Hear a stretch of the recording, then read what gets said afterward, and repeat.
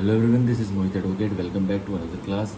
In this class, we will study BNSS भारतीय नागरिक सुरक्षा संहिता 2023 और कल वाली वीडियो तक हमने अपने सेक्शन 17 तक पूरे कंप्लीट कर ली थी। हमने थोरोली बेरेट से हम रीड कर रहे हैं और सेक्शन 1 से लेकर 17 हम अपनी 2 दिन क्लासेस में रीड कर चुके हैं, ठीक है, और उनको समझ चुके हैं कि लेजिस्लेचर की इंटेंट क्या है इनको लिखने में, ठीक है। मैंने पूरा डिटेल में एक घंटे की क्लास लगाकर सेक्शन 1 to 17 आपको समझाए हैं, ठीक है। लेकिन आज हम स्टार्ट करने वाले सेक्शन 18 से आगे तक, ठीक है। जितने हमसे हो पाते हैं हम उतने सेक्शन रीड करेंगे बेरेट से और सेक्शन का टेक्स्ट, प्रोविज़न का टेक्स्ट क्या बोल रहा है हम उसे समझने की कोशिश करेंगे।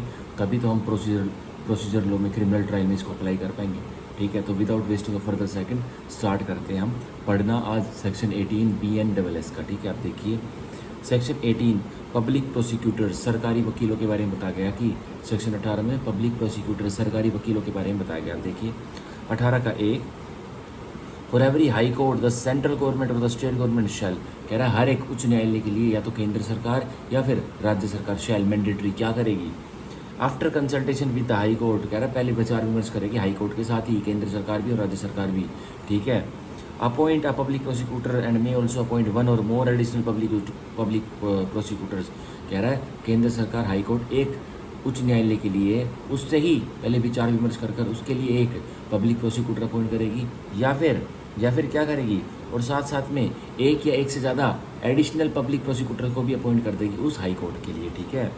For conducting in such court, और क्या करने के लिए पीपी साहब वहाँ क्या करेंगे, APP एडिशनल पब्लिक प्रोसिक्यूटर साहब वहाँ क्या करेंगे उच्च न्यायालय में, for conducting in such court उस कोर्ट में, हाई कोर्ट में, उच्च न्यायालय में क्या करेंगे वो, एनी प्रोसिक्यूशन कोई भी प्रोसिक्यूशन अभियोजन चलाएंगे किसकी तरफ से, सेंट्रल गवर्नमेंट की तरफ से या स्टेट गवर्नमेंट की तरफ से, अपील कोई भी अपील फाइल करेंगे, ठीक है, इसकी तरफ से सेंट्रल गवर्नमेंट या स्टेट गवर्नमेंट की तरफ से, और other proceedings on behalf of the central government और द स्टेट गवर्नमेंट, या कोई अन्य प्रक्रिया चलाएंगे, अदर प्रोसीडिंग चलाएंगे किसके बिहाफ पर, वो जो बता रहा हूँ मैं, सेंट्रल गवर्नमेंट केंद्र सरकार के बिहाफ पर या फिर स्टेट गवर्नमेंट राज्य सरकार के बिहाफ पर, एज द केस में भी, जैसे भी नीड हो, जैसे भी मुकदमा हो तो वह चलाएंगे, ठीक है।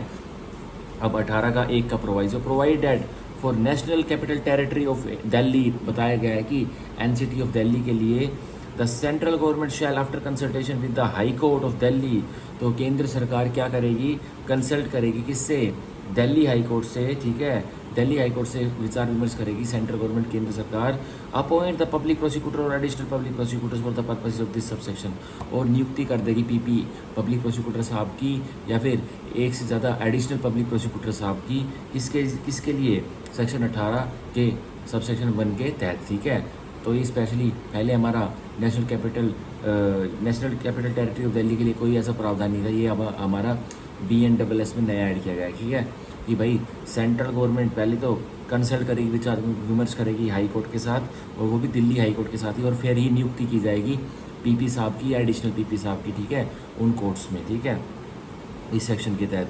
अब 18 का 2, the central government may appoint one or more public prosecutors, तो केंद्र सरकार अपॉइंट करेगी एक या एक से ज़्यादा पब्लिक प्रोसिक्यूटर को, सरकारी वकीलों को, for the purpose of conducting any case in any district और लोकल एरिया, क्या करने के लिए, क्या केंद्र सरकार एक या एक से ज़्यादा पब्लिक प्रोसिक्यूटर को अपॉइंट करेगी for the purpose of conducting, सिर्फ किस मतलब के लिए, कंडक्ट करने के लिए, अभियोजन चलाने के लिए, किसका, any case in any district, किसी भी जिले में कोई भी केस का अभियोजन चलाने के लिए सेंट्रल गवर्नमेंट केंद्र सरकार एक व्यक्ति को नियुक्त कर सकती है जो कि PP होगा, और लोकल एरिया या कोई लोकल एरिया है, ठीक है, तो उसमें अभियोजन चलाने के लिए केंद्र सरकार एक व्यक्ति को PP बना सकती है, ठीक है, सिर्फ उस लोकल एरिया और डिस्ट्रिक्ट में प्रोसिक्यूशन चलाने के लिए, ठीक है, कंडक्टिंग एनी केस, ठीक है। अब देखिए 18 का 3 हम पढ़ते हैं, फॉर एवरी डिस्ट्रिक्ट, कह रहा है हर एक जिले के लिए, the state government shall appoint a public prosecutor, तो राज्य सरकार अपॉइंट करेगी हर एक जिले के लिए एक public prosecutor, and may also appoint one or more additional public prosecutors, और राज्य सरकार एक या एक से ज़्यादा एडिशनल पब्लिक प्रोसिक्यूटर्स को भी नियुक्ति करेगी फॉर द डिस्ट्रिक्ट, इसके लिए, उस जिले के लिए, ठीक है। अब आगे हम पढ़ते हैं 18 के 3 का proviso, provided the public prosecutors और additional public prosecutors appointed for one district may be appointed also to the public prosecutor और additional public prosecutor as the case may be for another district, तो बता रहा राज्य सरकार ने एक एक पब्लिक प्रोसिक्यूटर या एक से ज़्यादा एडिशनल पब्लिक प्रोसिक्यूटर एक ज़िले के लिए नियुक्त कर दिए थे। तो वो कह रहा है वो दूसरे ज़िले के लिए भी उनको नियुक्त किया जा सकता है, उनको एक्स्ट्रा एडिशनल चार्ज भी दूसरे ज़िले का दिया जा सकता है कि तुम रेवाड़ी के भी केसेस देखोगे, पीपी साहब और एपीपी साहब, एडिशनल पीपी साहब, हमने आपको गुड़गांव के लिए अपॉइंट किया था पीपी, और आप रेवाड़ी के केसेस भी देखोगे। तो ये हमारा 18 के 3 का प्रोवाइजर साहब बताया था कि एडिशनल ड्यूटी भी हम पीपी साहब के कंधों पर डाल सकते हैं, हम क्या राज्य सरकार डाल सके। ठीक है, अब हम 18 का 4 पढ़ेंगे। द डिस्ट्रिक्ट मजिस्ट्रेट शैल, तो डीएम साहब जिला अधिकारी शैल क्या करेंगे, मैंडेटरी शैल उनके लिए क्या, in consultation with the sessions जज, विचार विमर्श करेंगे पहले किसके साथ, डिस्ट्रिक्ट मजिस्ट्रेट साहब सेशंस जज के साथ।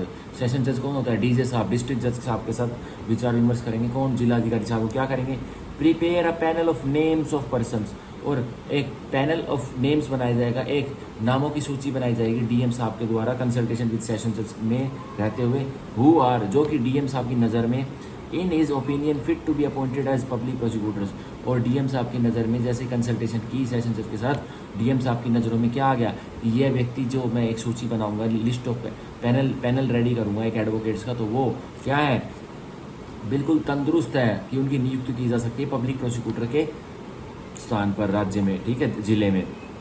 और additional public prosecutor for the district, या फिर उनको एडिशनल पब्लिक प्रोसिक्यूटर भी बनाया जा सकता है एक जिले का जिसका वो जिला अधिकारी है। ठीक है, तो ये हमारा हुआ 18 का 4, 18 का 5। No person shall be appointed by the state government as the public prosecutor और additional public prosecutor for the district, कोई भी व्यक्ति को राज्य सरकार नियुक्ति नहीं करेगी एज अ पब्लिक प्रोसिक्यूटर है और एडिशनल पब्लिक प्रोसिक्यूटर कब तक नहीं करेगी, unless his name appears in the panel of names prepared by the DM under subsection 4, कि जब तक उस व्यक्ति का नाम जो सूची डीएम साहब ने कंसल्टेशन विद सेशन जज में रहकर सबसेक्शन 18 के 4 में बनाई थी, उसमें उस व्यक्ति का नाम नहीं आता, तो उसको राज्य सरकार नियुक्ति नहीं करेगी पीपी साहब की तरह और एडिशनल पीपी साहब की तरह। ठीक है, अब 18 का 6, note with studying anything in subsection 5, कह रहा है सब कुछ भूल जाइए जो सबसेक्शन 5 में लिखा हुआ 18 के 5 में।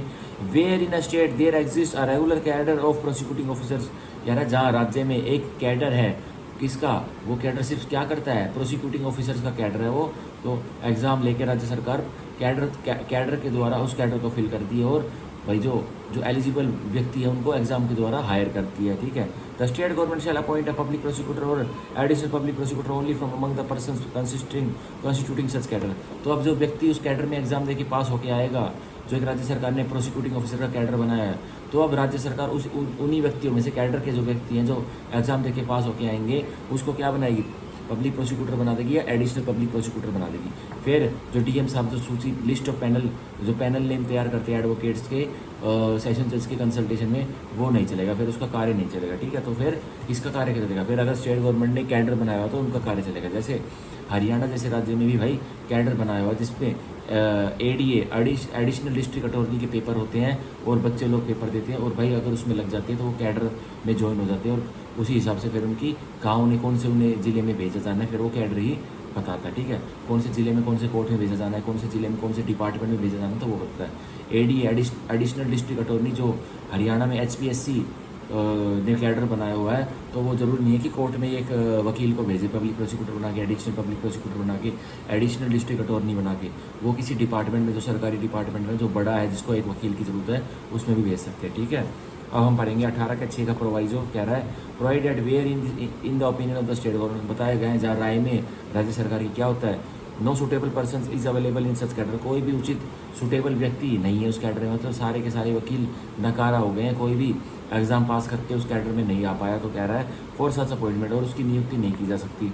Date government may appoint a person as public prosecutor और additional public prosecutor as the case may be from the panel of names prepared by the district magistrate under subsection 4, तो राज्य सरकार क्या करेगी भाई, उसके कैडर में तो कोई व्यक्ति है नहीं, कोई श्रेष्ठ व्यक्ति है नहीं जिसको पीपी और एडिशनल पीपी लगा दे कोर्ट्स में, तो अब जो डीएम साहब ने लिस्ट जो पैनल लिस्ट रेडी की थी सबसेक्शन 4 में 18 के 4 में, तो उसमें से उस व्यक्ति को पीपी और एडिशनल पीपी एक जिले का बना दिया जाएगा। ठीक है, तो ये बताया गया है।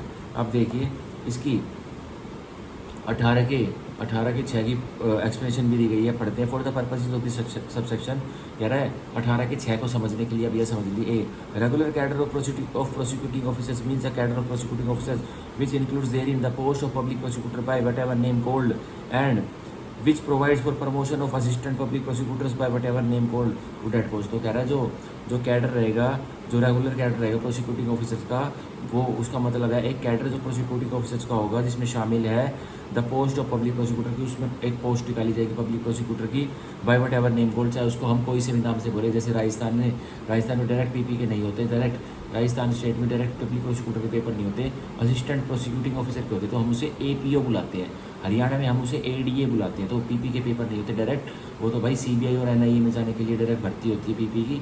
लेकिन इनके तहत हरियाणा जैसे स्टेट में, राजस्थान जैसे स्टेट में हमें असिस्टेंट पब्लिक प्रोसिक्यूटर राजस्थान में बना जाता है, और हरियाणा जैसे स्टेट में असिस्टेंट डिस्ट्रिक्ट अटॉर्नी पहले बना जाता है, फिर हम प्रमोशन होकर पीपी बनते हैं। तो कह रहा है उसका भी सेम मतलब है, चाहे हम विभिन्न राज्यों में उनको किसी भी नाम से बुलाएं प्रोसिक्यूटिंग ऑफिसर को, ठीक है।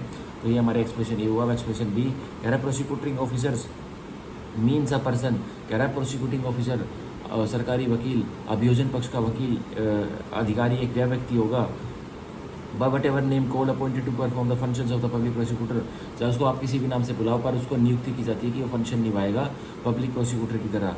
Special public prosecutor SPP, special public prosecutor की तरह स्पेशल कोर्ट्स में, ठीक है।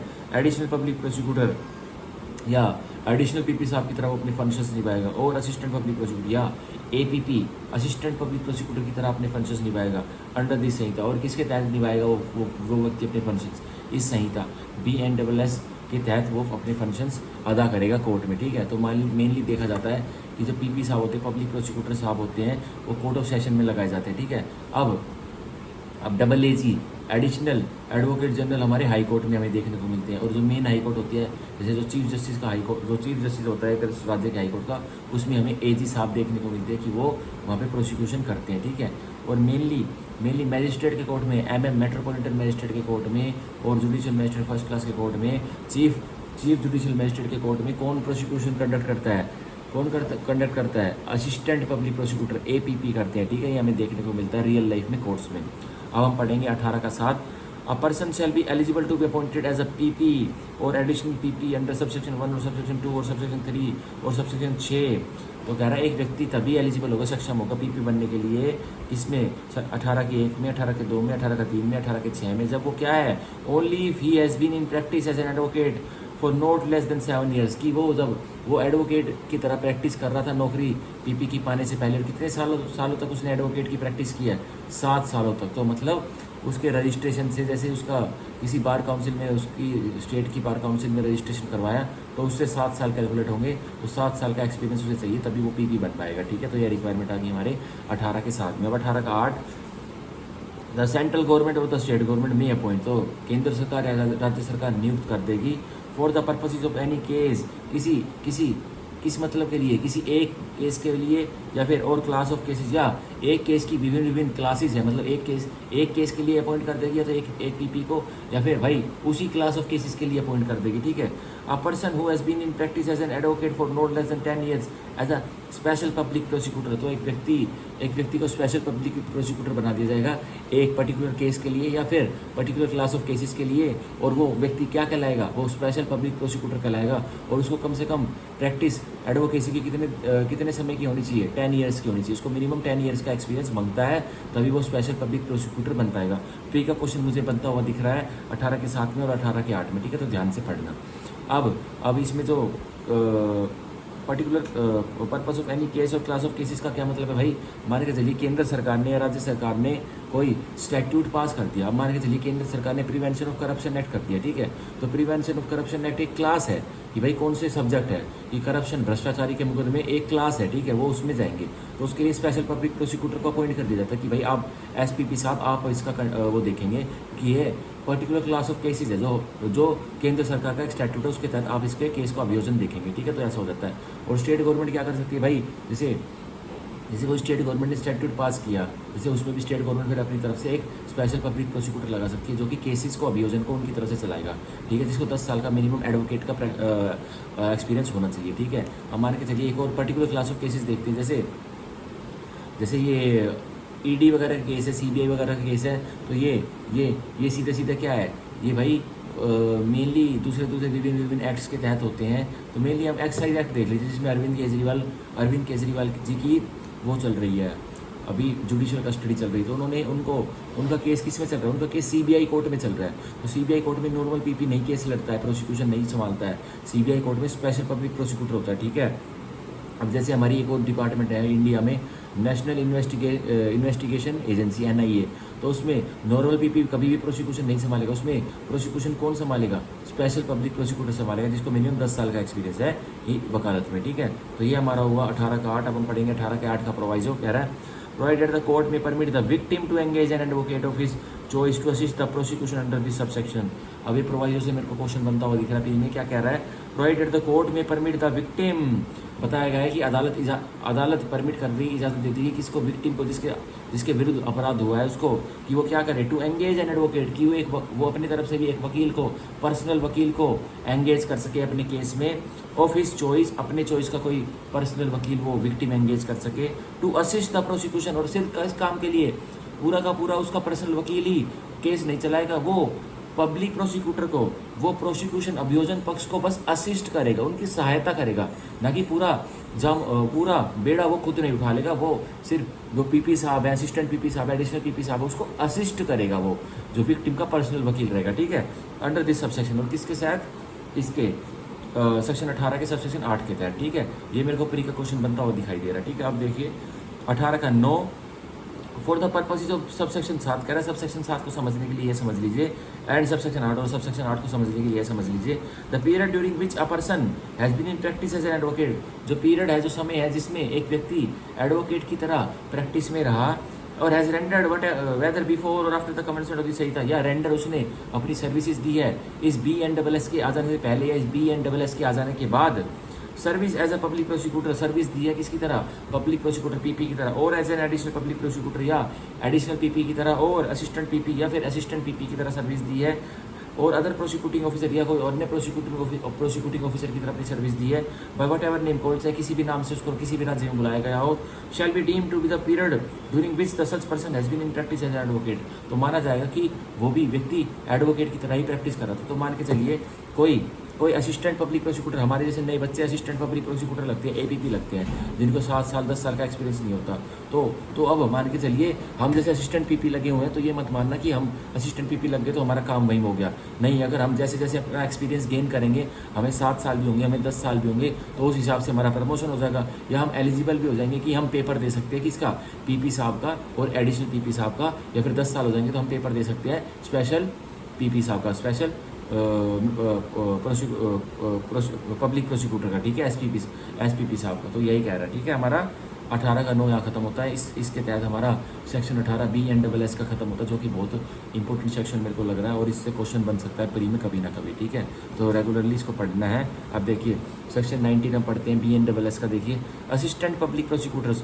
अब असिस्टेंट PP साहब कौन रहेंगे, वो हमें सेक्शन 19 ने बता रखा, पढ़ते हैं 19 का 1, the state government shall appoint in every district, तो राज्य सरकार नियुक्ति करेगी हर जिले में 1 और मोर असिस्टेंट पब्लिक प्रोसिक्यूटर, एक या एक से ज़्यादा असिस्टेंट पब्लिक प्रोसिक्यूटर्स की, for conducting prosecution in the courts of magistrate, और सिर्फ असिस्टेंट पब्लिक प्रोसिक्यूटर कंडक्ट क्या करेंगे, प्रोसिक्यूशन अभियोजन चलाएंगे किसकी कोर्ट में, किसकी अदालत में, कोर्ट्स ऑफ मजिस्ट्रेट, बस मजिस्ट्रेट्स की कोर्ट में वो अभियोजन चलाएंगे। तो मजिस्ट्रेट्स की कोर्ट में कौन कौन से कोर्ट इन्वॉल्व है, चीफ जुडिशियल मजिस्ट्रेट का कोर्ट इन्वॉल्व है, judicial magistrate first class, judicial magistrate second class, इसके अलावा कुछ भी नहीं है, ठीक है। और एडिशनल चीफ जुडिशियल मजिस्ट्रेट ये भी उसमें हो सकता है, ठीक है। तो ये हमारा हुआ 19 का 1, और कौन असिस्टेंट पब्लिक प्रोसिक्यूटर का कौन अपॉइंट करेगा, राज्य सरकार, ठीक है, उसमें केंद्र सरकार का कोई रोल नहीं रहेगा, ठीक है। और वो असिस्टेंट पब्लिक प्रोसिक्यूटर कहाँ अपना अभियोजन चलाएंगे, जिले में, ठीक है, डिस्ट्रिक्ट में। अब देखिए 19 का 2, the central government may appoint 1 और more assistant public prosecutor for the purpose of conducting any case और class of cases in the courts of magistrate,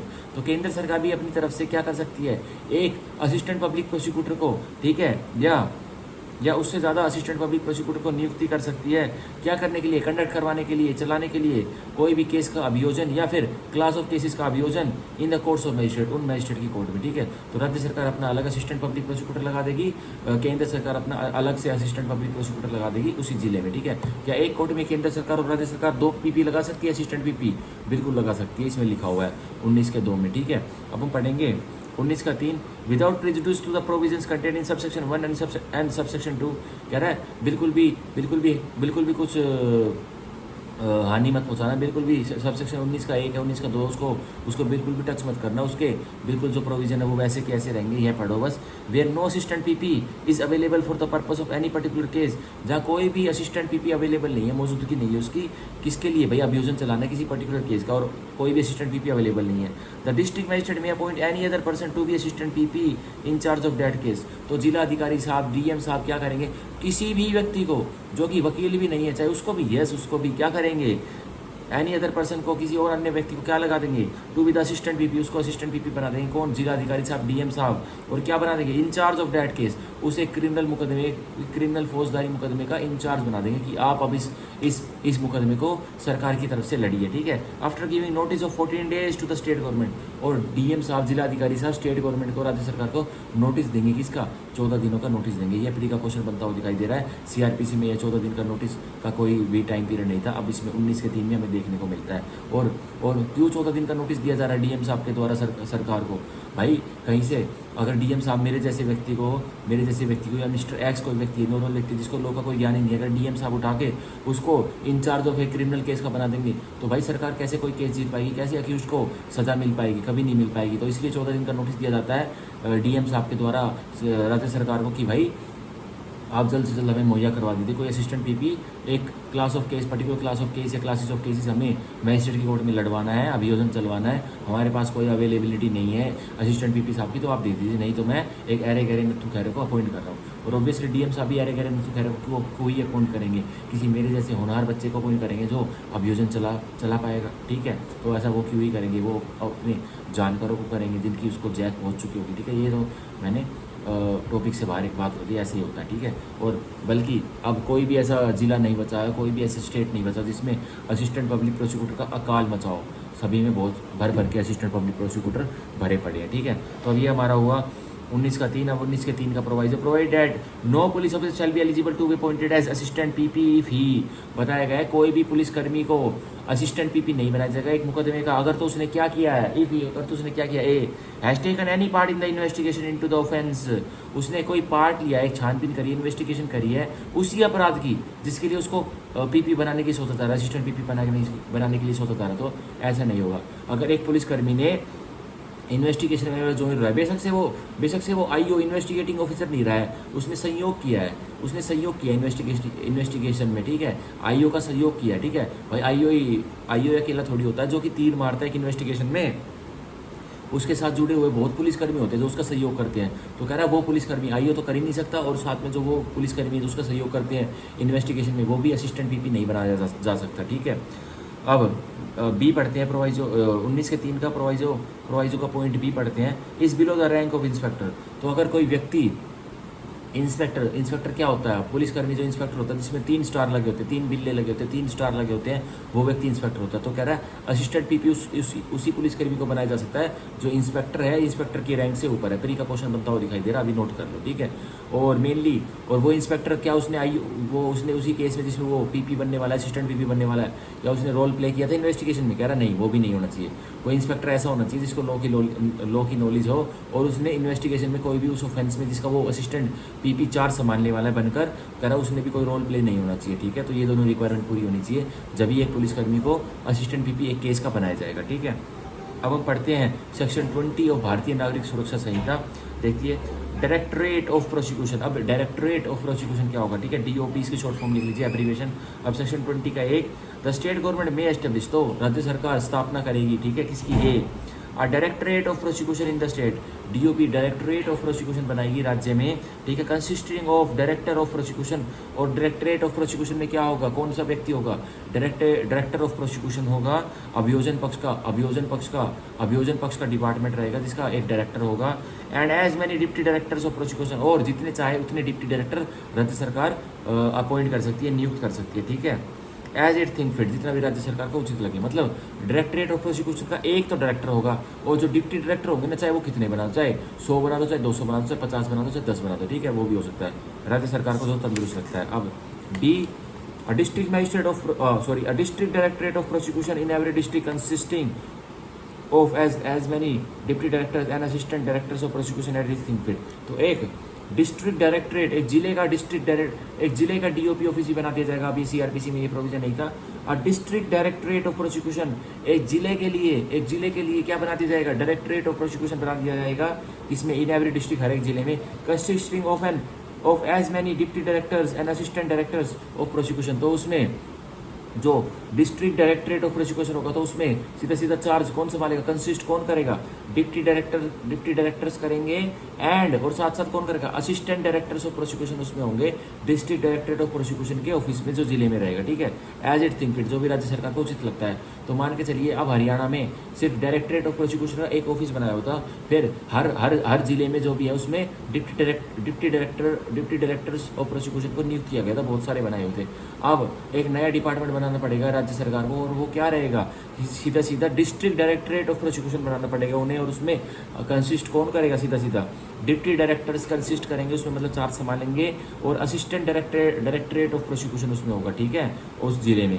अब 20 का 2 हम पढ़ते हैं, सेक्शन 20 का 2 हम पढ़ते हैं। A person shall be eligible to appointed, एक व्यक्ति को सक्षम मान लेना कि वो अपॉइंट हो सकता है, उसकी नियुक्ति हो सकती है इन पोस्ट के लिए। देखिए, a as a director of prosecution, एक डायरेक्टर ऑफ प्रोसिक्यूशन की तरह और डिप्टी डायरेक्टर ऑफ प्रोसिक्यूशन की तरह एक व्यक्ति एलिजिबल है, सक्षम है, उसको डायरेक्टर ऑफ प्रोसिक्यूशन बनाया जा सकता है डायरेक्टरेट ऑफ प्रोसिक्यूशन का, या फिर डिप्टी डायरेक्टर ऑफ प्रोसिक्यूशन बनाया जा सकता है किसका, डायरेक्टरेट ऑफ प्रोसिक्यूशन का, या डिस्ट्रिक्ट डायरेक्टरेट ऑफ प्रोसिक्यूशन का। If he has been in practice as an advocate for not less than 15 years, अब ये सीआरपीसी में हमें देखने को नहीं मिल रहा था, कम पीरियड था, अब बढ़ा दिया गया है। तो उसके पास कितना एडवोकेसी में कितना प्रैक्टिस का उसके पास एक्सपीरियंस होना चाहिए, जो क्या बनेगा, जो डायरेक्टर ऑफ प्रोसिक्यूशन बनेगा या डिप्टी डायरेक्टर ऑफ प्रोसिक्यूशन बनेगा डायरेक्टरेट ऑफ प्रोसिक्यूशन का, 15 साल का एडवोकेसी वकालत का उसके पास एक्सपीरियंस होना चाहिए। या सीआरपीसी में 15 साल नहीं दिया गया था, इसमें दिया गया है। ठीक है, ये नई बात है, प्री में आ सकती है। ठीक है, अब और कौन हो सकता है, और हैज बीन अ सेशन जज, या फिर वो सेशन जज डीजे साहब है, डिस्ट्रिक्ट जज है, एडिशनल डिस्ट्रिक्ट जज है, या फिर रह चुका है, तो उसको हम डायरेक्टर ऑफ प्रोसिक्यूशन का चार्ज भी दे देंगे। ठीक है, अब देखिए, अब हम पढ़ेंगे सेक्शन 20 के 2 का point B, as an assistant director of prosecution. Assistant director उसको हम प्रोसिक्यूशन का कब बनाएंगे, असिस्टेंट डायरेक्टर ऑफ प्रोसिक्यूशन उसको डिस्ट्रिक्ट डायरेक्टरेट ऑफ प्रोसिक्यूशन का, भाई असिस्टेंट डायरेक्टर किस में होगा, सीधे सीधा डिस्ट्रिक्ट डायरेक्टरेट ऑफ प्रोसिक्यूशन में होगा। ठीक है, तो कह रहा है as an assistant director of prosecution,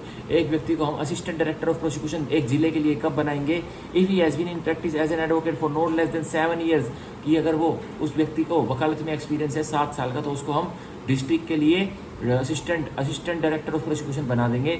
और has been a magistrate of the first class, या फिर वो व्यक्ति जुडिशियल मैजिस्ट्रेट फर्स्ट क्लास रहा है। ठीक है, जुडिशियल मैजिस्ट्रेट फर्स्ट क्लास रहा है, तो उसको भी हम असिस्टेंट डायरेक्टर ऑफ प्रोसिक्यूशन बना देंगे। और किसके लिए बनाया जाएगा, डिस्ट्रिक्ट डायरेक्टरेट ऑफ प्रोसिक्यूशन के लिए उसको बनाया जाएगा। जो व्यक्ति का क्या रहा हुआ है, 7 साल से वो वकील रहा हुआ है, एडवोकेट रहा हुआ है, या फिर वो क्या रहा हुआ है, जुडिशियल मैजिस्ट्रेट फर्स्ट क्लास रहा है, तो उसको असिस्टेंट डायरेक्टर ऑफ प्रोसिक्यूशन बना देते हैं। और किसके लिए बनाया जाएगा, बार बार बता रहा हूँ, डिस्ट्रिक्ट डायरेक्टरेट ऑफ प्रोसिक्यूशन के लिए उसको असिस्टेंट डायरेक्टर ऑफ प्रोसिक्यूशन बना दीजिएगा। प्री का क्वेश्चन मुझे आज से यहाँ पे बनता हुआ दिख रहा है 100%। अब हम पढ़ते हैं 20 का subsection 3, the directorate of prosecution shall be headed by the director of prosecution. जो अब राज्य में जो डायरेक्टरेट ऑफ प्रोसिक्यूशन होगा उसका मुखिया कौन होगा, उसका मुखिया होगा डायरेक्टर ऑफ प्रोसिक्यूशन होगा, डीओपी होगा। Who shell function under the administrative control of the home department in the state. और जो डायरेक्टर है किसका, डायरेक्टर ऑफ प्रोसिक्यूशन है, जो कि किसका है, कौन से डिपार्टमेंट का है, डायरेक्टरेट ऑफ प्रोसिक्यूशन का, तो वो किसके अंडर में काम करेगा, किसके रेख देख में रहेगा, home department of the state. जो राज्य का होम मिनिस्ट्री रहती है उसके वो रेख देख में रहेगा कौन, डायरेक्टर ऑफ प्रोसिक्यूशन। और वो कौन से डिपार्टमेंट का रहेगा, डायरेक्टरेट ऑफ प्रोसिक्यूशन का। ठीक है, home department in the state. P का क्वेश्चन यहाँ से बनता हुआ दिखाई दे रहा है, 100% याद कर लेना। 20 का 4, every deputy director of prosecution, हर एक डिप्टी डायरेक्टर जो प्रोसिक्यूशन का रहेगा, ठीक है, डायरेक्टरेट ऑफ प्रोसिक्यूशन का। और assistant director of prosecution, assistant director of prosecution रहेगा, जो कि डिस्ट्रिक्ट डायरेक्टरेट ऑफ प्रोसिक्यूशन में असिस्टेंट चुना जाता है। और डायरेक्टरेट ऑफ प्रोसिक्यूशन में एक से ज़्यादा कितने भी आप चुन सकते हो डिप्टी डायरेक्टर, तो वो उनके लिए बोल रहा है। Shall be subordinate to the director of prosecution, तो डिप्टी डायरेक्टर ऑफ प्रोसिक्यूशन या असिस्टेंट डायरेक्टर ऑफ प्रोसिक्यूशन किसके नीचे रहेंगे, उनका मुखिया कौन रहेगा, उनके जस्ट ऊपर कौन रहेगा, डायरेक्टर ऑफ प्रोसिक्यूशन रहेगा। ठीक है, and every assistant director of prosecution, और असिस्टेंट डायरेक्टर ऑफ प्रोसिक्यूशन किसके किसके नीचे रहेगा, shall be subordinate to the deputy director of prosecution, तो वो सबऑर्डिनेट रहेगा डिप्टी डायरेक्टर ऑफ प्रोसिक्यूशन का। ठीक है, तो यहाँ में सीधी सीधी क्या बात देखने को मिलती है, 20 के 4 में हमें क्या बात देखने को मिलती है भाई, जो जो डायरेक्टर ऑफ प्रोसिक्यूशन रहेगा वो तो टॉप पोस्ट रहेगा, ठीक है, पोस्ट पे रहेगा, वो पहली उसकी पोस्ट रहेगी डायरेक्टर ऑफ प्रोसिक्यूशन की। उसके नीचे कौन रहेगा, उसके नीचे रहेगा डिप्टी डायरेक्टर ऑफ प्रोसिक्यूशन, और डिप्टी डायरेक्टर के नीचे कौन रहेगा, उसके नीचे रहेगा असिस्टेंट डायरेक्टर ऑफ प्रोसिक्यूशन रहेगा। ठीक है, तो ये 3 स्टेप हमें दिए गए, ये याद रखना, ये इनकी सबऑर्डिनेशन रहेगी। पहले डायरेक्टर ऑफ प्रोसिक्यूशन, फिर डिप्टी डायरेक्टर ऑफ प्रोसिक्यूशन, उसके नीचे assistant director of prosecution for the district. तो ये हमें 3 स्टेजेस देखने को मिलती है। जो असिस्टेंट डायरेक्टर ऑफ प्रोसिक्यूशन था, डिस्ट्रिक्ट डायरेक्टरेट ऑफ प्रोसिक्यूशन के लिए हमें नई पोस्ट देखने को मिली है भारतीय न्याय सुरक्षा संहिता में, पहले सीआरपीसी में देख ली कभी नहीं थी। ठीक है, हम पढ़ते हैं भैया कौन सा, सेक्शन 20 का subsection 5, every public prosecutor, additional public prosecutor, हर पीपी और हर additional PP and special PP और हर special PP, special public prosecutor appointed by the state government, जिसको की नियुक्ति की गई थी राज्य सरकार ने under subsection 1 or subsection 8, subsection 1 के तहत, सबसेक्शन 8 के तहत और सेक्शन 18 के सबसेक्शन 1 सबसेक्शन 8 के तहत, to conduct cases in high court. और किसके लिए उनकी नियुक्ति की गई थी राज्य सरकार ने, पीपी की, एडिशनल पीपी की एंड स्पेशल पीपी की, कि वो प्रोसिक्यूशन अभियोजन चला सके उच्च न्यायालय में, हाई कोर्ट में। Shall be subordinate to the director of prosecution, तो वो पीपी साहब, एडिशनल पीपी साहब और स्पेशल पीपी साहब किसके नीचे रहेंगे, वो रहेंगे डायरेक्टर ऑफ प्रोसिक्यूशन के सबऑर्डिनेट रहेंगे। ठीक है, उनको रेख देख उनकी सीधी सीधी कौन करेगा, जो हाई कोर्ट के पीपी रहेंगे, हाई कोर्ट के एडिशनल पीपी रहेंगे और हाई कोर्ट के स्पेशल पीपी रहेंगे, उनकी रेख देख कौन करेगा, उनके नीचे, वो किसके नीचे रहेंगे, वो डायरेक्टर ऑफ प्रोसिक्यूशन के नीचे रहेंगे। ठीक है, सिर्फ हाई कोर्ट के मामले में, उच्च न्यायालय के मामले में। और नेक्स्ट पढ़ते हैं हम 20 का 6 पढ़ते हैं। आप देखिए, every public prosecutor, additional public prosecutor and special public prosecutor appointed by the state government under subsection 3 और सबसेक्शन 8 और सेक्शन 18 कह रहा है, सेक्शन 18 के सबसेक्शन 3 और सबसेक्शन 8 के तहत जिस भी पीपी को, जिस भी एडिशनल पीपी को और जिस भी स्पेशल पीपी को राज्य सरकार ने नियुक्ति की गई थी और कहाँ की गई थी, to conduct cases in district courts, कि वो अभियोजन चलाएंगे डिस्ट्रिक्ट कोर्ट में, मतलब जिले की किसी अदालत में। ठीक है, तो कह रहा है and every assistant PP appointed under subsection 1, और हर असिस्टेंट पीपी जिसको अपॉइंट किया जाता है, नियुक्त किया जाता है 19 के 1 के तहत, सेक्शन 19 के सबसेक्शन 1 के तहत, shall be subordinate to the deputy director of prosecution.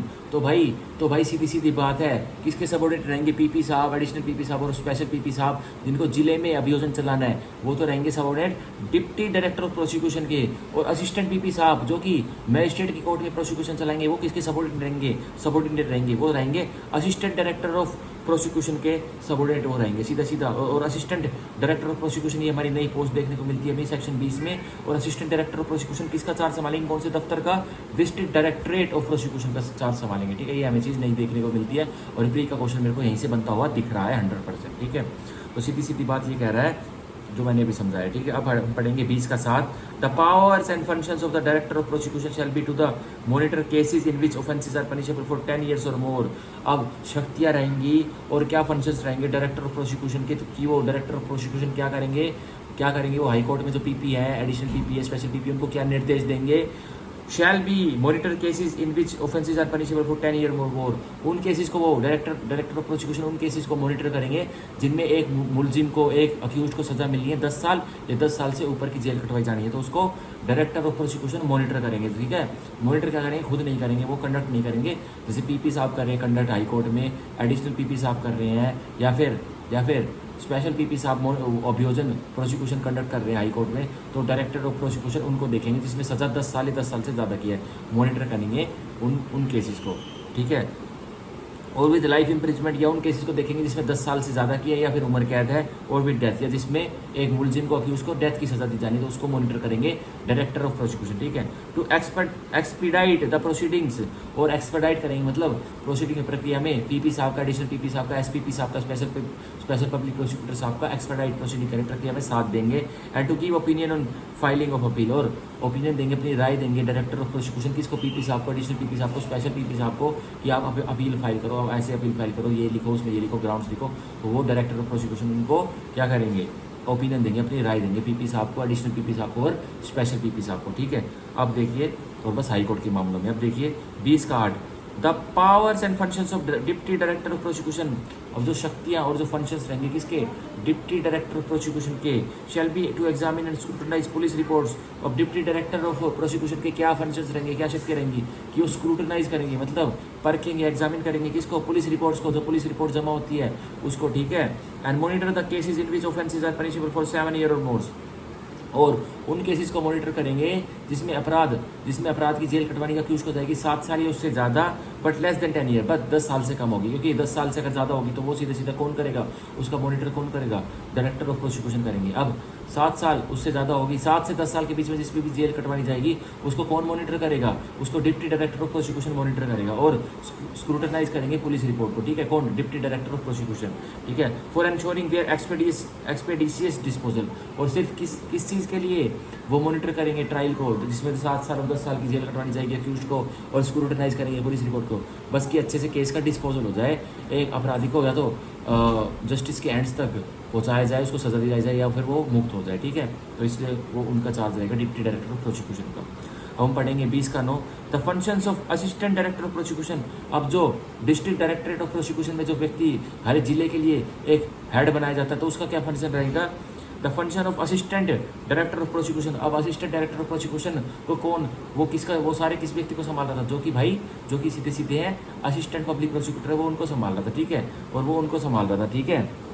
अब देखिए हाँ, हम 20 का 9 दोबारा से पढ़ते हैं। The functions of assistant director of prosecution shall be to monitor cases in which offences are punishable for less than 7 years. अब असिस्टेंट डायरेक्टर ऑफ प्रोसिक्यूशन का क्या फंक्शन रहेगा कि वो मॉनिटर करेंगे, एग्जामिन करेंगे, परीक्षा करेंगे उन केसेस की जिसमें जेल कटवानी जाएगी एक अपराधी को 7 साल से कम की, ठीक है, तो उसको मॉनिटर करेगा कौन, असिस्टेंट डायरेक्टर ऑफ प्रोसिक्यूशन उसको मॉनिटर करेगा। तो हमारे यहाँ 3 श्रेणी की चीज़ें निकल के आती है, क्या निकल के आती है, डायरेक्टर ऑफ प्रोसिक्यूशन तो उन केसेस को मॉनिटर करेगा जिसमें कि अपराधी को जेल कटवाई जाएगी कितने से ज़्यादा, 10 साल से ज़्यादा की, या फिर उम्र कैद तक की, या फिर डेथ तक की, तो वो डिप्टी डायरेक्टर ऑफ प्रोसिक्यूशन करेंगे।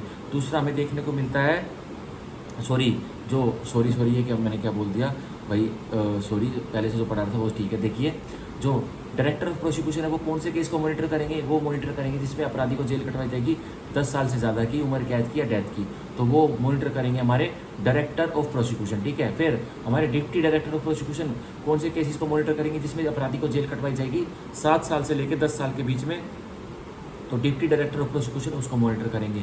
और असिस्टेंट डायरेक्टर ऑफ प्रोसिक्यूशन किसको मॉनिटर करेंगे, जिसमें अपराधी को जेल कटवाई जाएगी 7 साल से नीचे की, तो वो अब मॉनिटर करेंगे उन कार्रवाई को, ठीक है। अब हम 20 का 10 पढ़ते हैं। Note with standing anything containing subsection 7, 8, 9 सब कुछ भूल जाइए जो 20 के 7 में लिखा है, 20 के 8 में लिखा है, 20 के 9 में लिखा है। द डायरेक्टर, डिप्टी डायरेक्टर और असिस्टेंट डायरेक्टर ऑफ प्रोसिक्यूशन, तो जो डायरेक्टर है प्रोसिक्यूशन का, डिप्टी डायरेक्टर है जो प्रोसिक्यूशन का है, असिस्टेंट डायरेक्टर है जो प्रोसिक्यूशन का, shall have the power to deal with, तो उनके पास शक्ति रहेगी कि वो डील कर सकते हैं किसके साथ, and be responsible for all proceeding under this Sanhita, उनकी पावर रहेगी कि वो डील कर सकते हैं, और जो इस भारतीय नागरिक सुरक्षा संहिता में जो प्रोविजंस दिए गए हैं, जो जिम्मेवारियां दी गई हैं उनके लिए, तो उनके लिए वही जिम्मेवार रहेंगे, रिस्पॉन्सिबल रहेंगे कौन, director of prosecution, deputy director of prosecution और असिस्टेंट डायरेक्टर ऑफ प्रोसिक्यूशन की पूरी जिम्मेवारी बनी रहेगी अभियोजन पक्ष को लेकर, ठीक है। अभियोजन पक्ष में थोड़ी भी डील हुई तो होम डिपार्टमेंट ऑफ स्टेट किसकी टांगे खींचेगा, सीधी डायरेक्टर ऑफ प्रोसिक्यूशन की टांगे खींचेगा, ठीक है, डिप्टी डायरेक्टर ऑफ प्रोसिक्यूशन की टांगे खींचेगा, और असिस्टेंट डायरेक्टर ऑफ प्रोसिक्यूशन की टांगे खींचेगा डिस्ट्रिक्ट में, हाई कोर्ट में, ठीक है। तो ये सीधा मान लीजिए। अब हम पढ़ेंगे 20 का 11, the other powers and functions of the director of prosecution, deputy director of prosecution and assistant director of prosecution, and the areas for which each of the deputy director of prosecution or the assistant director of prosecution have been appointed shall be such as the state government may by notification specify। तो कह रहा है जो power, जो शक्तियाँ और दी जाएंगी ना किसको, डायरेक्टर ऑफ प्रोसिक्यूशन को शक्तियाँ दी जाएंगी, डिप्टी डायरेक्टर ऑफ प्रोसिक्यूशन को शक्तियाँ दी जाएंगी, असिस्टेंट डायरेक्टर ऑफ प्रोसिक्यूशन को शक्तियाँ दी जाएंगी भारतीय नागरिक सुरक्षा संहिता के अलावा, तो कौन देगा उनको शक्तियाँ, राज्य सरकार देगी, कह रहा है। And the areas for which each of the deputy director of prosecution और assistant director of prosecution have been appointed, और जिन इलाकों के लिए जो दोनों डायरेक्टर ऑफ प्रोसिक्यूशन और डिप्टी डायरेक्टर ऑफ प्रोसिक्यूशन और असिस्टेंट डायरेक्टर ऑफ प्रोसिक्यूशन को नियुक्त किया जाता है, उन एरियाओं के लिए, कह रहा है इलाकों के लिए, have been appointed shall be such, तो वो कैसी पावर्स रहेंगी कौन बताएगा, as the state government may by notification specify तो राज्य सरकार एक नोटिफिकेशन निकाल देगी कि भारतीय नागरिक सुरक्षा संहिता के अलावा इन जो डायरेक्टर ऑफ प्रोसिक्यूशन है, असिस्टेंट डायरेक्टर ऑफ प्रोसिक्यूशन है, डिप्टी डायरेक्टर ऑफ प्रोसिक्यूशन है, उनकी और क्या शक्तियाँ रहेंगी। ठीक है, तो ये हमारे 20 में 11 को देखने को मिलता है। और सीधा सीधा यह देखने को मिलता है कि जो सेक्शन 20 है ये एग्जॉस्टिव सेक्शन नहीं है, राज्य सरकार पावर दे सकता है इनको, डायरेक्टर ऑफ प्रोसिक्यूशन को। ठीक है, अब देखिए 20 का 12 जो कि हमारा आज का 20 का 12 बहुत बड़ा हमारा सेक्शन है, तो 20 का 12 हमारा लास्ट सब सेक्शन है। 20 सेक्शन 20 का अब देखिए 20 का 12, the provisions of this section shall not apply to the advocate general. तो जो प्रोविजन है, जो धारा है सेक्शन 20 की, वो अप्लाई नहीं होगी, कोई भी प्रावधान की इस पर एजी साहब पर, एडवोकेट जनरल साहब पर अप्लाई नहीं होंगे। एडवोकेट जनरल अब कौन होता है? हाईएस्ट लॉ ऑफिसर होता है एक राज्य का, और कहाँ नियुक्ति होती है एडवोकेट जनरल की? आर्टिकल 165 कॉन्स्टिट्यूशन ऑफ इंडिया में एडवोकेट जनरल साहब की नियुक्ति करता है गवर्नर साहब करते हैं। अब देखिए the provision of this subsection the provision of this section shall not apply to advocate general. जो प्रोविजन है सेक्शन 20 भारतीय नागरिक सुरक्षा संहिता के, वो एडवोकेट जनरल पर अप्लाई नहीं होंगे। वो किसी के अधीन नहीं रहेगा, वो डायरेक्टर ऑफ प्रोसिक्यूशन के भी अधीन नहीं रहेगा, वो डिप्टी डायरेक्टर ऑफ प्रोसिक्यूशन के अधीन नहीं रहेगा, वो असिस्टेंट डायरेक्टर ऑफ प्रोसिक्यूशन के अधीन नहीं रहेगा। कौन? Advocate general. ठीक है, वो सीधी सीधी किसकी सुनेगा? वो सीधी सीधी गवर्नर साहब की बातें सुनेगा। अब देखिए फॉर द स्टेट, जो एडवोकेट जनरल एजी साहब होते हैं राज्य के लिए, for the state while performing the functions of a public prosecutor. और जब एडवोकेट जनरल साहब जो एजी साहब होते हैं, वो भी तो परफॉर्म करते हैं अपने फंक्शन। एजी साहब अपने फंक्शन परफॉर्म करते हैं हाई कोर्ट में। ठीक है, जो कि उनको परफॉर्म करना है, किसने बोला हुआ है? गवर्नर ने बोला हुआ है कि भाई आप advocate general for the state हो, advocate general of the state नहीं। आप राज्य के लिए आप एडवोकेट जनरल हो, आप हाईएस्ट लॉ ऑफिसर हो, तो advocate general for the state के लिए सेक्शन 20 भारतीय नागरिक सुरक्षा संहिता को कोई दिक्कत नहीं देगा। वो एडवोकेट जनरल भी किसी के भी अधीन नहीं रहेगा, ना तो डायरेक्टर ऑफ प्रोसिक्यूशन के अधीन रहेगा, ना डिप्टी डायरेक्टर ऑफ प्रोसिक्यूशन के अधीन रहेगा, ना ही तो असिस्टेंट डायरेक्टर ऑफ प्रोसिक्यूशन के अधीन रहेगा। एडवोकेट जनरल एक फ्री पंची रहेगा, जो कि सीधे सीधा गवर्नर साहब के दिशा निर्देश अनुसार कार्य करेगा। ठीक है, तो सेक्शन 20 का कोई भी प्रोविजन एडवोकेट जनरल को नहीं कुछ भी कह सकता। ठीक है, अब एक मेरे गुरु जी हैं, एक मेरे सर हैं जिनसे मैं मिला था, तो वो एडवोकेट जनरल है, बहुत ही नाइस पर्सनैलिटी है। मैं हर बार जब भी एडवोकेट जनरल के बारे में बात करता हूँ, मैं उनकी बातें जरूर करता हूँ। वो एडवोकेट जनरल फॉर पंजाब रह चुके हैं। ठीक है, और वो अब एडवोकेट जनरल एक वही व्यक्ति बनता है जो कि हाई कोर्ट का जज होने के लायक होता है, उसी को advocate general for the state बनाया जाता है। अब मैं इतना लकी हूँ कि वो मेरे जानकार हैं, मेरे जानने वाले हैं, बहुत ही अच्छी व्यक्ति है। ठीक है, अब देखिए अब हम पढ़ेंगे, अब ये यहाँ हमारा खत्म होता है सेक्शन 20 भारतीय नागरिक सुरक्षा संहिता का पूरा। अब हम पढ़ेंगे, हम अपने चैप्टर 3 की तरफ मूव कर जाएंगे, भारतीय नागरिक सुरक्षा संहिता के चैप्टर 3 की तरफ मूव कर जाएंगे, जो कि बताता है पावर ऑफ कोर्ट्स। अब अदालतों की क्या शक्तियाँ रहेंगी, तो हमें कौन बताता है? चैप्टर 3 हमें बताता है पावर ऑफ कोर्ट्स, अदालतों की क्या शक्तियाँ रहेंगी। ठीक है, पावर ऑफ कोर्ट्स। अब मैं एक बार वाटर बॉटल लिया था, आप इतने 1 सेकंड का ब्रेक लीजिए। और जो अभी मैंने पढ़ाया है सेक्शन मैंने अभी पढ़ाया 18, 19, 20 जो पढ़ाया है, उस पर एक बार नज़र मार लीजिए, ठीक है, उस पर एक बार नज़र मार लीजिए। मैं अपनी एक बार वाटर बॉटल लिया था, ठीक है गुरु। अब देखिए वाटर बॉटल लिया था।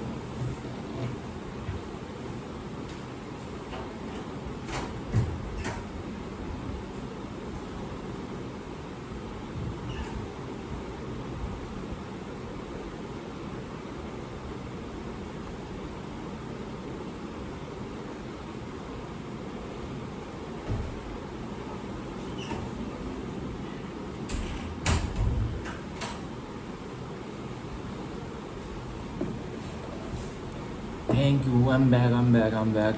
अब हम पढ़ाने के लिए रेडी है। एक बार मैं पानी की सिप पी लेता हूँ।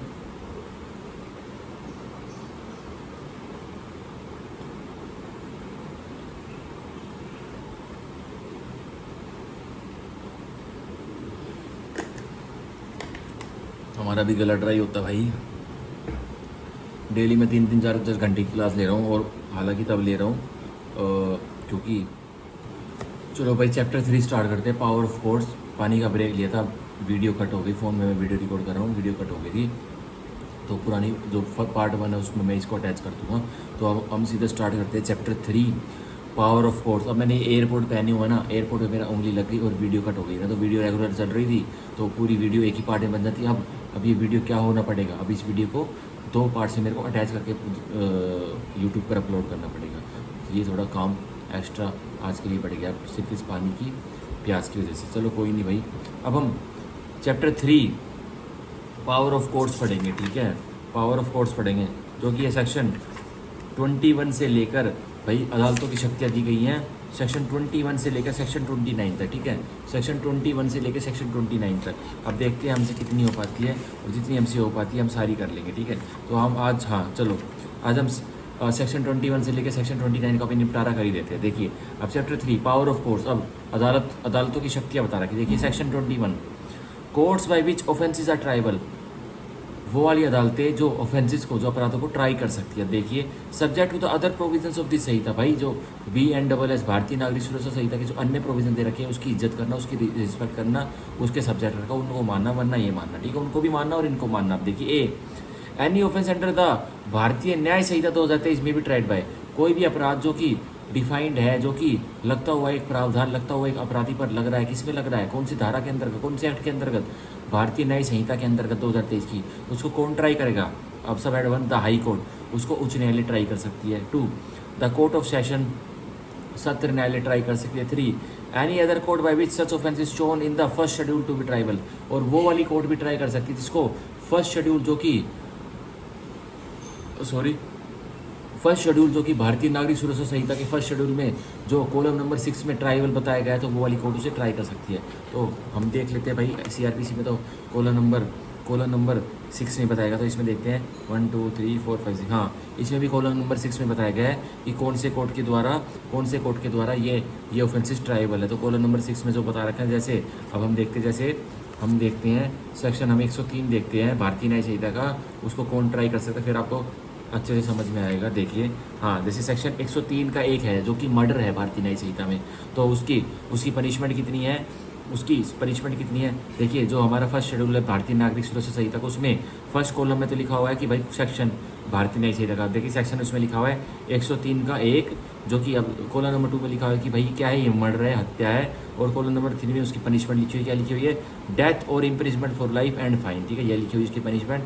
और फोर्थ कॉलम में लिखा हुआ है ये कॉग्निजेबल है, ठीक है, मतलब police officer without warrant arrest कर सकता है मुलजिम को, अपराधी को, और ये और फोर्थ कॉलम में कॉग्निजेबल लिखा हुआ था, और फिफ्थ कॉलम में लिखा हुआ है कि ये नॉन बेलेबल है, कि कोई अपराधी को पकड़ लिया जाएगा जिसने मर्डर कमिट किया है, इस इन्वेस्टिगेशन के दौरान उसको पकड़ लिया जाएगा, तो जब उसकी ट्रायल चलेगी तो उसको बेल नहीं मिलेगी, as a matter of right उसको बेल लेनी पड़ेगी। और किस कोर्ट के द्वारा ट्राइबल, तो ये सिक्स्थ कॉलम में लिखा है कोर्ट ऑफ सेशन के द्वारा ट्राइबल है, क्या, एक मर्डर केस, ठीक है, भारतीय न्याय संहिता के अंतर्गत।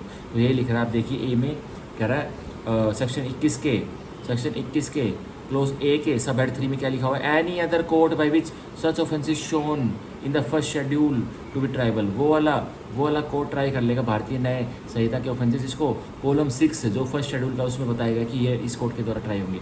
अगर जहाँ कोर्ट ऑफ सेशन लिखा होता है सत्र न्यायालय उसको केस को ट्राई करेंगे, ठीक है। जहाँ एनी मजिस्ट्रेट लिखा हुआ है उसको या तो CGM साहब ट्राई कर लेंगे, उसको या तो जुडिशियल मजिस्ट्रेट फर्स्ट क्लास साहब ट्राई कर लेंगे, जुडिशियल मजिस्ट्रेट सेकंड क्लास साहब भी ट्राई कर सकते हैं उसको, जिसमें एनी मजिस्ट्रेट लिखा है कॉलम नंबर 6 में।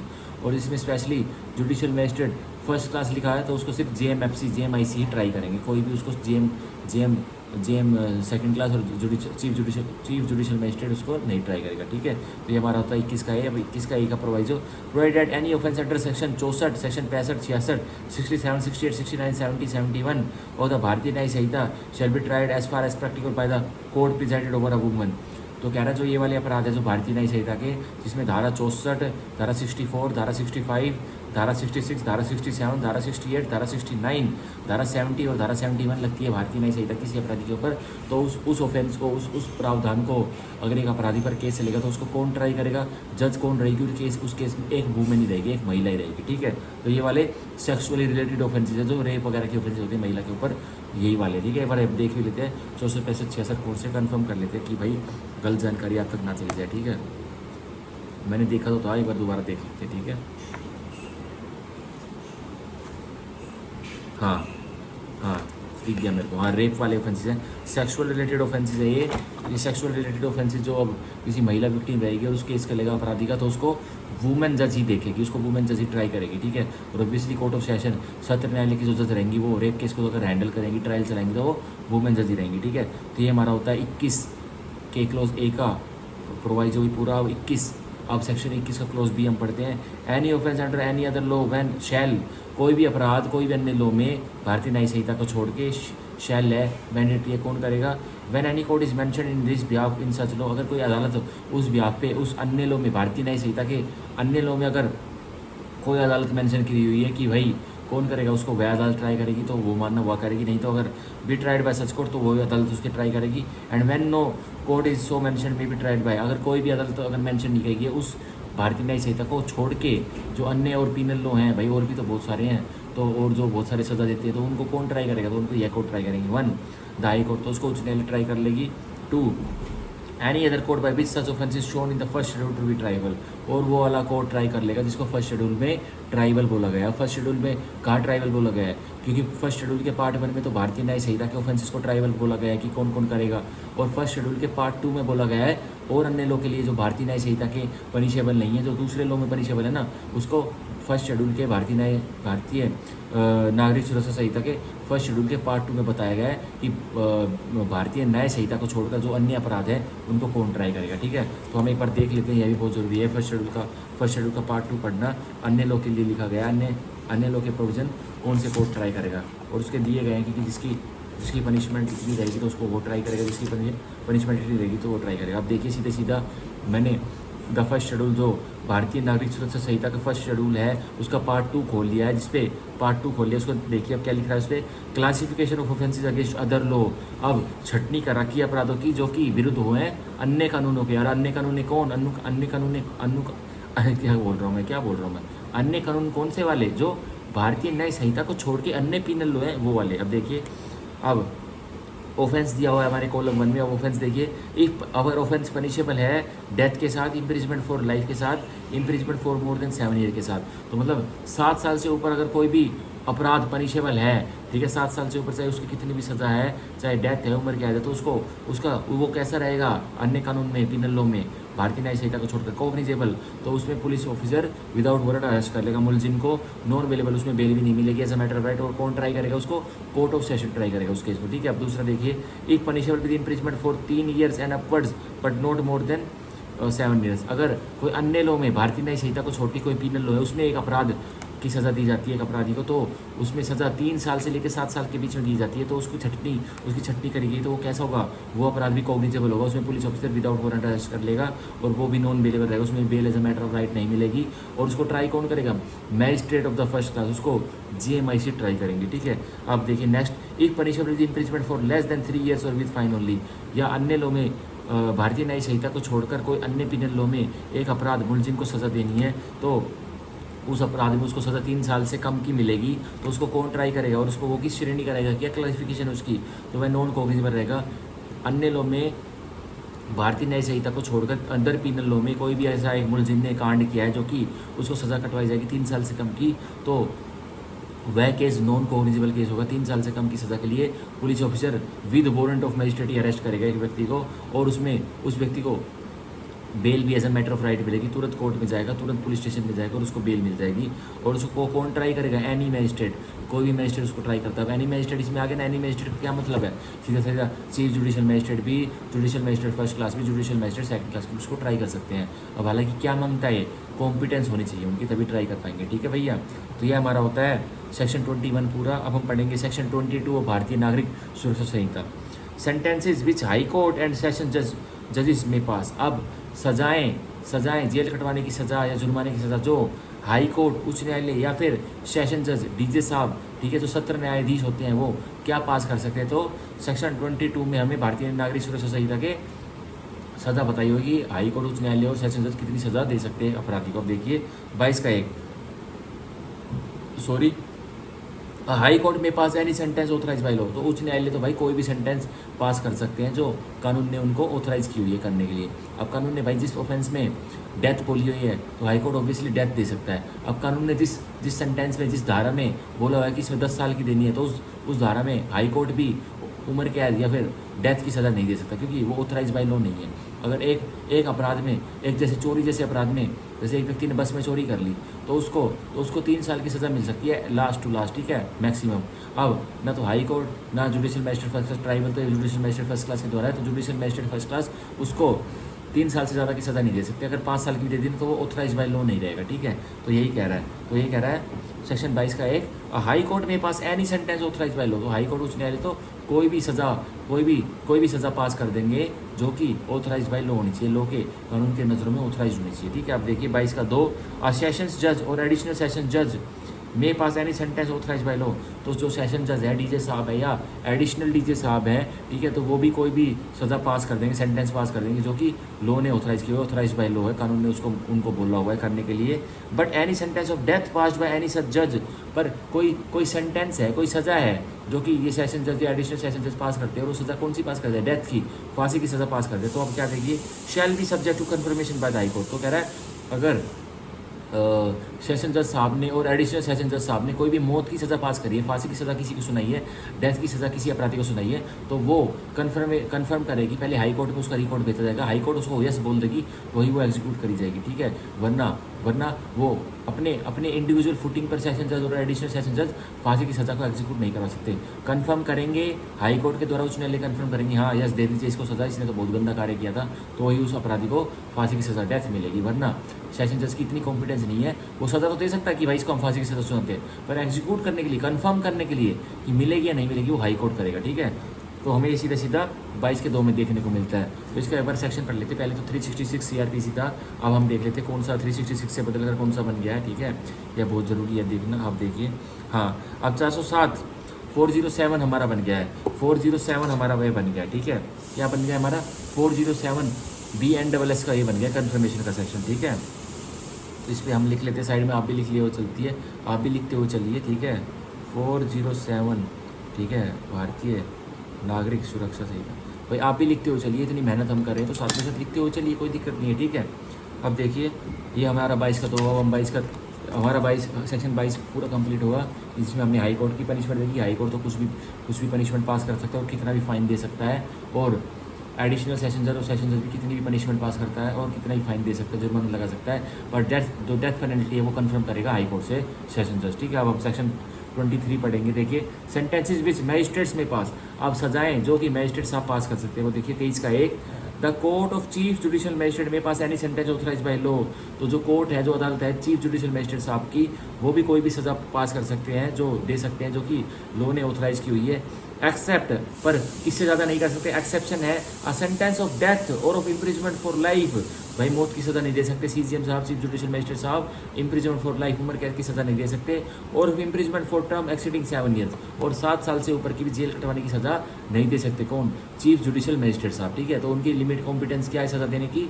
CGM साहब की 7 साल या 7 साल से नीचे। ठीक है, अब हम पढ़ेंगे 23 का 2, the court of a magistrate of the first class may pass a sentence of imprisonment for a term not exceeding 3 years और of fine not exceeding 50,000 rupees और ऑफ बोथ और ऑफ कम्युनिटी सर्विस। ये लीजिए भाई, अब judicial magistrate first class की punishment को sentence देने की सक्षमता को हमारे भारतीय नागरिक सुरक्षा संहिता के मेकर्स ने बढ़ा दिया। देखिए कह रहा है, the court of magistrate of first class, जो JMIC साहब रहेंगे, मे पास अ सेंटेंस ऑफ इम्प्रिजमेंट, तो पास कर सकते हैं जेल कटवाने की सज़ा for a term not exceeding 3 years. कह रहा है 3 साल या 3 साल से नीचे की वह जेल कटवा सकते हैं मुलजिम को, एक अपराधी को। ठीक है, 3 साल लिमिट रहेगी, 3 साल 1 दिन की भी पास नहीं कर सकते, 3 साल या उससे कम पास कर सकते हैं। और जुर्माना कितना लगा सकते हैं भाई? 3 साल सज़ा भी दे दी जेल कटवाने की और साथ जुर्माना भी सुना देंगे। कितना?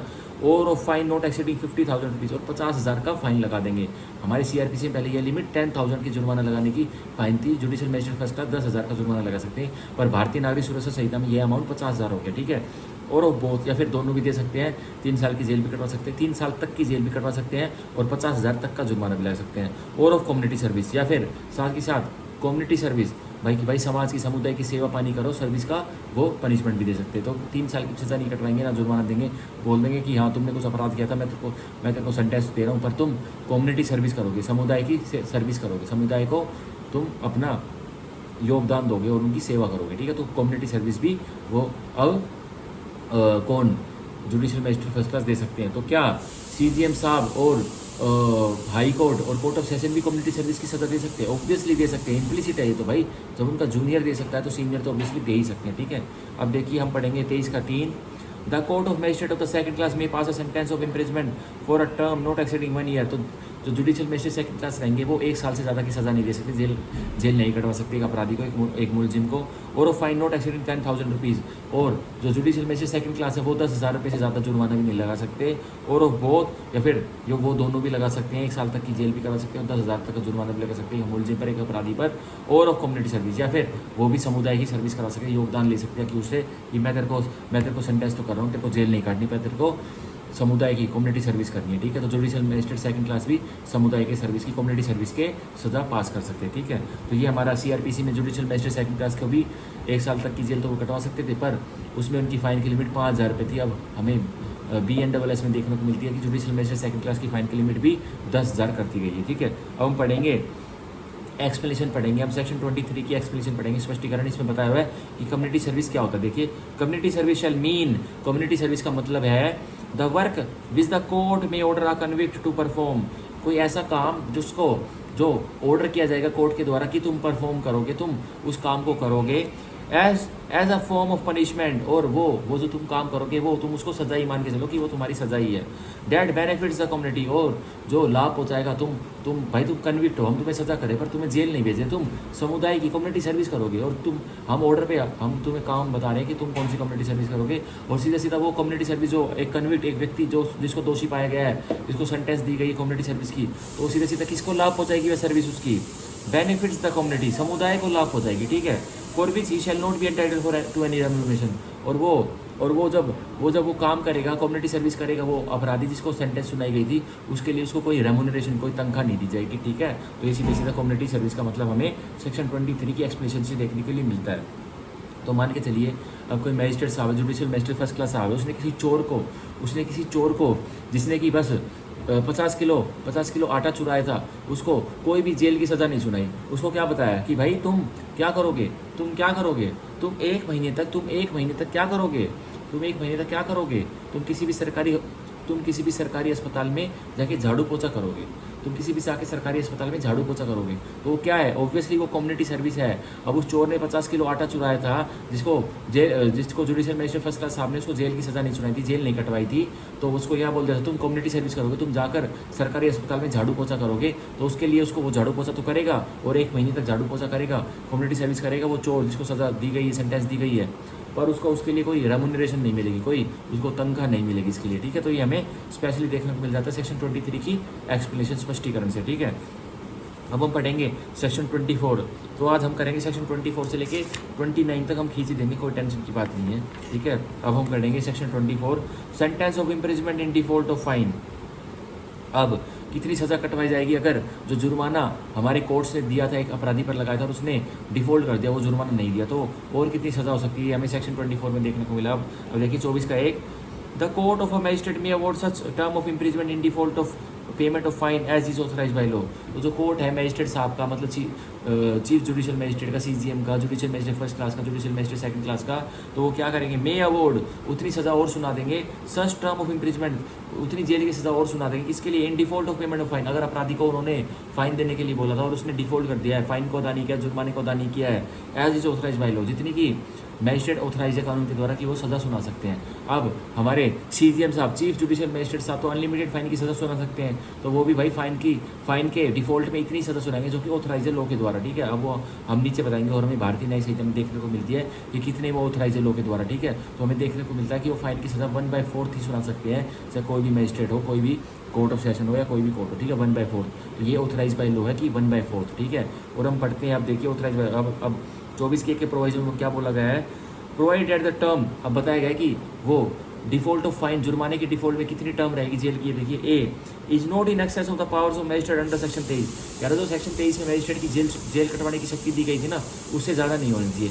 तो मान के चलिए चीफ जुडिशियल मैजिस्ट्रेट ने एक व्यक्ति को 7 साल की जेल करनी थी, ठीक है, और उसको 5 लाख रुपये जुर्माना देने के लिए बोल दिया। तो यही कह रहा है, वो अगर उसने 5 लाख जुर्माना नहीं दिया ना, तो चीफ जुडिशियल मैजिस्ट्रेट उसको 7 साल से ज़्यादा की जुर्माने के डिफॉल्ट में सज़ा नहीं सुना सकता, ठीक है, ये कह रहा है इसमें, ठीक है, ए में। अब एक और एग्जांपल ले लेते हैं, जैसे जुडिशियल मैजिस्ट्रेट फर्स्ट क्लास 3 साल तक की जो जेल कटवा सकते हैं और 50,000 का जुर्माना लगा सकते हैं। आप बोल रहे हैं कि जुडिशियल मैजिस्ट्रेट फर्स्ट क्लास साहब ने 50,000 जुर्माना लगा दिया एक चोर के ऊपर कि तुम 50,000 जुर्माना पे करोगे। तो ये कह रहा है चोर ने पे नहीं किया, चोर ने किया मैं डिफॉल्ट कर रहा हूँ, मैं पे नहीं कर रहा, मेरे पास है ही नहीं।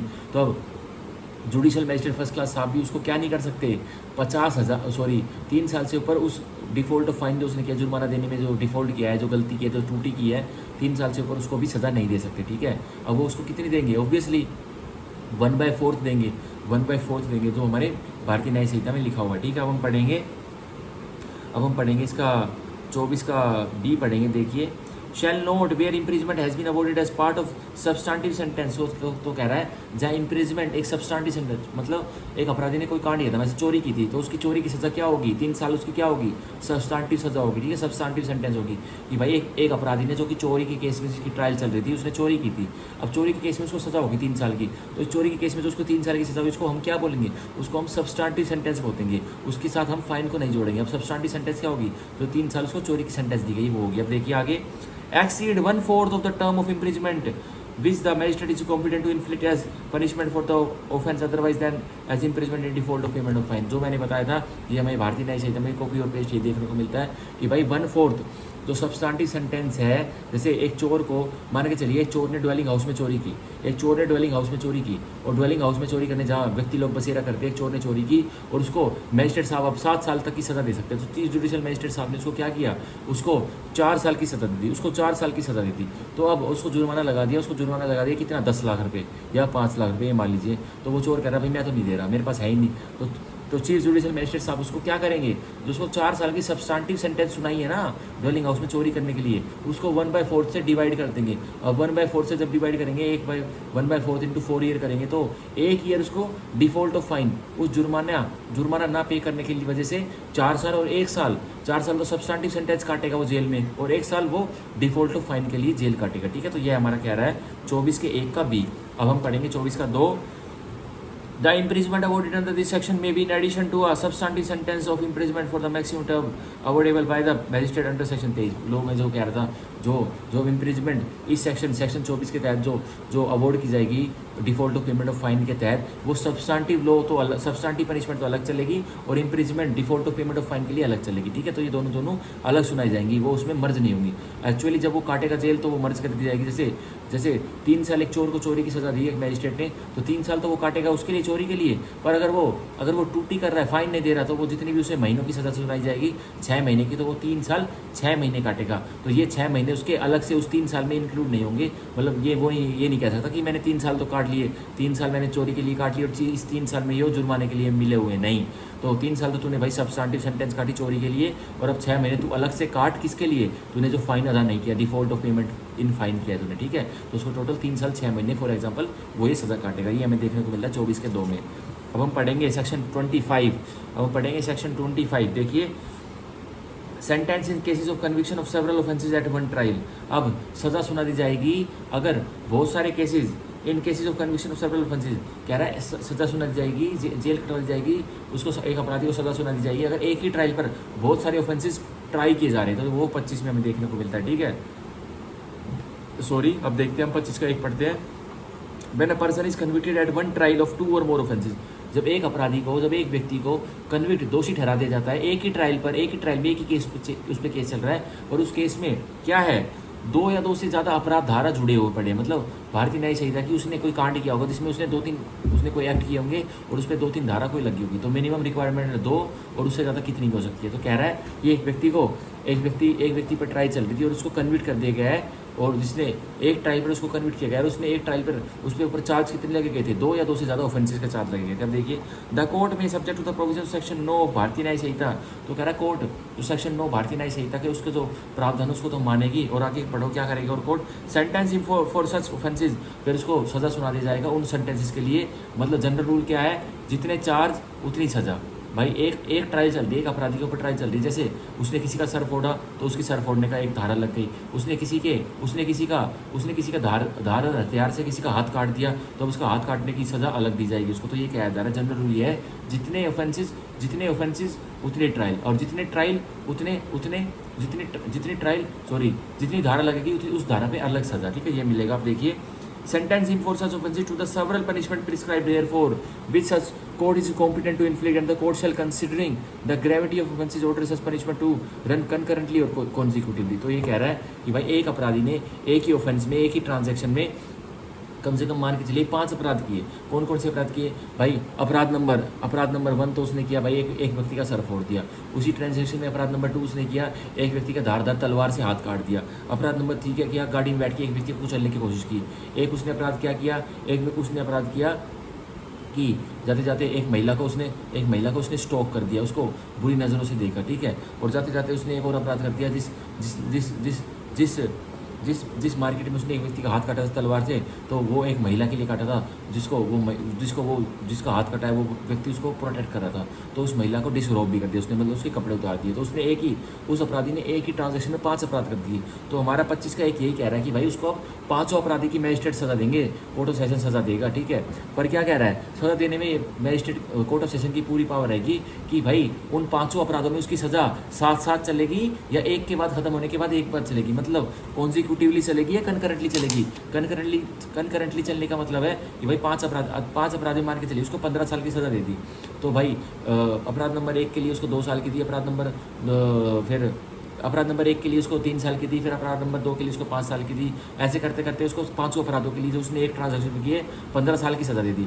तो कोर्ट ऑफ सेशन उसको ऑर्डर में लिखवा देंगे, क्या जजमेंट में लिखवा देंगे कि भाई इसकी सज़ा कनकरेंटली चलेगी, मतलब साथ साथ चलेगी सबकी। ये नहीं है कि भाई ये जब 10 साल की सज़ा काटेगा एक अपराध के लिए, जैसे तलवार से उसने एक व्यक्ति का हाथ काट दिया था, तो ये नहीं है। कोर्ट ऑफ सेशन ये नहीं कहेगा, ये भी कह सकता है कि कंकरेंटली चलेगी, एक साथ चलेगी, और ये भी कह सकता है कि कॉन्जिक्यूटिवली चलेगी। एक सज़ा ये खत्म करेगा तब इसकी दूसरी सज़ा मिलेगी, ठीक है। ये भी कह सकते हैं, ये भी ऑर्डर हो सकता है कि पहले ये जो उसको मैंने 10 साल तलवार से हाथ काटने की सज़ा दी है 10 साल पहले, ये 10 साल की खत्म करेगा। फिर 11वें साल से इसकी जो इसने एक महिला को डिसरोब किया था और स्टॉक किया था, तो उसकी वो सज़ा चलेगी। कह रहा है कनकरेंटली के ऑर्डर भी हो सकते हैं और कंजिक्यूटिवली भी ऑर्डर हो सकते हैं। कनकरेंटली का मतलब आपको समझ में आ गया कि एक ही साथ में सारी सज़ा काटेगा, और कॉन्जिक्यूटिवली मतलब एक खत्म होगी फिर दूसरी काटेगा, दूसरी खत्म होगी फिर तीसरी काटेगा, तीसरी खत्म होगी फिर चौथी काटेगा। ये होता है कॉन्जिक्यूटिवली का मतलब, ठीक है। अब 25 का एक हुआ हमारा, 25 का 2 हम पढ़ते हैं।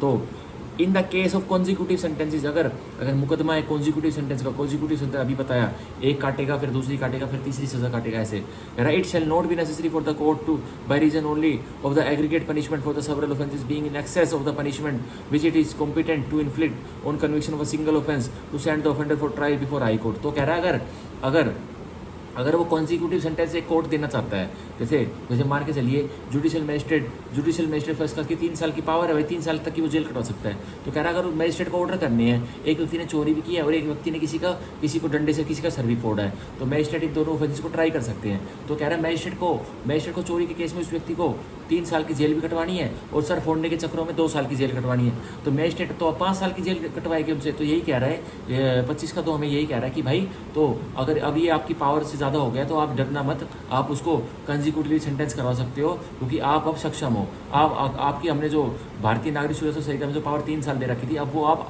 ज़्यादा भी एक्सरसाइज कर सकते हो, बस उन्हीं केसों में जिसमें आपने क्या करवानी है, कॉन्जिक्यूटिवली सजा कटवानी है, ठीक है। तो मान के चलिए 3 साल वो चोरी के केस में दे दी, अब मजिस्ट्रेट 3 साल के लिए कॉम्पिटेंट है, 3 साल तक की जेल कटवा सकते हैं। पर अब नहीं, जो एक ही ट्रांजैक्शन में 2 अपराध हुए हैं, मतलब सिर भी फोड़ा गया है किसी का डंडे से, तो उस अपराधी को सिर फोड़ने की सजा भी कॉन्जिक्यूटिवली मतलब 2 साल साथ के साथ दे देंगे, तो मजिस्ट्रेट साहब 5 साल की सजा आप दे सकते हैं। तो लेकिन ट्वाइस से ज़्यादा नहीं दे सकते, वो हमें नीचे देखने को मिलेगा। अब देखिए 25 के 2 का proviso, provide that a in no case shall such person be sentence to imprisonment for a longer period than 20 years. तो पहले 14 ईयर्स था, सीआरपीसी में 20 ईयर्स हो गया है। कह रहा है किसी भी अपराध में उस व्यक्ति को जिसने एक ही ट्रांजैक्शन में बहुत सारे अपराध किए हैं, तो उसको किसी भी केस में 20 साल से ज़्यादा की सज़ा नहीं कटवाई जाएगी कंजिक्यूटिवली केस में, ठीक है। तो कह रहा है लॉन्गर पीरियड देन 20 ईयर्स, तो जिस केस में एक व्यक्ति को 20 ईयर्स की सज़ा मिलनी थी, 20 ईयर्स की सज़ा मिलनी थी, मान के चलिए उसको सज़ा मिली थी, अलग अलग सज़ा मिली थी हर अपराधों में, किसी में 5 मिली थी, किसी में 5 मिली थी, किसी में 8 मिली थी और किसी में 2 मिली थी, तो 20 साल हो गए। तो कह रहा है आप कंजिक्यूटिवली सज़ा कटवा तो सकते हो अपराधी को, पर 20 साल से ज़्यादा वो एक के बाद एक सज़ा नहीं काटेगा, 20 साल उसकी लिमिट रहेगी, ठीक है। अब बी क्या कह रहा है, the aggregate punishment shall not exceed twice the amount of punishment which the court is competent to inflict for the single offence. तो कह रहा है तो जो आप एग्रीगेट पनिशमेंट करेंगे, जब पनिशमेंट कंजिक्यूटिवली चलनी है, मतलब एक के बाद एक अपराध की चलनी है, मतलब एक जुडिशियल मजिस्ट्रेट फर्स्ट क्लास ने एक चोरी की सजा देनी है, एक चोर को 3 साल की, और फिर जुडिशियल मजिस्ट्रेट ने उसने उसी चोर ने उसी ट्रांजैक्शन में उसी केस में एक का सर फोड़ा था डंडे से। अब जुडिशियल मजिस्ट्रेट ने डंडे मारने की सज़ा भी देनी है एक अपराधी को, तो कह रहा है जुडिशियल मजिस्ट्रेट चोरी की 3 साल देनी है और डंडे मारने के लिए 2 साल देनी है। तो मजिस्ट्रेट यह कर सकता है, उसकी कॉम्पिटेंट 3 साल थी, वो 5 साल दे सकता है। पर अब वो क्या नहीं कर सकता, अगर उस चोर ने ड्वेलिंग हाउस में चोरी की थी, अब उस चोर ने ड्वेलिंग हाउस में चोरी की थी, अब उसकी पनिशमेंट ही 7 साल है, अब उसकी पनिशमेंट ही 7 साल है। तो ये कह रहा है तो जुडिशियल मजिस्ट्रेट उसको 3 साल तक ही दे सकता है। अगर उसको जाना देनी होगी तो सीजीएम के पास उसको केस को कमिट कर देगा, सीजीएम के पास उस केस को कमिट कर देगा। और सीजीएम के पास केस को वो कब कमिट करेगा भाई, सीआरपीसी में तो 325 में होता था, हम अब बीएनडब्ल्यूएस में देख लेते हैं कहाँ कमिट करेगा, वो देखते हैं हम एक बार, हम देख लेते हैं। हाँ ये आ गया है, हाँ 364 में कमिट कर देगा, 364 में कमिट कर देगा, ठीक है 364 में कमिट कर देगा, सीजीएम के पास 364 में कमिट कर देगा। कह रहा है 3 साल का ट्वाइस कितना होता है, 6 साल से ज़्यादा आप कॉन्जिक्यूटिवली मैजिस्ट्रेट सज़ा नहीं कटवा सकता। 100 बात की एक बात मैंने अब बता दी है भाई, कॉन्जिक्यूटिवली भाई एक केस में एक ट्रांजैक्शन में एक अपराधी ने 2 से ज़्यादा अपराध किए हैं और मैजिस्ट्रेट को सज़ा देनी है उसको कॉन्जिक्यूटिवली, मतलब एक के बाद एक खत्म करेगा, फिर दूसरी काटेगा, फिर तीसरी काटेगा, ऐसे देनी है।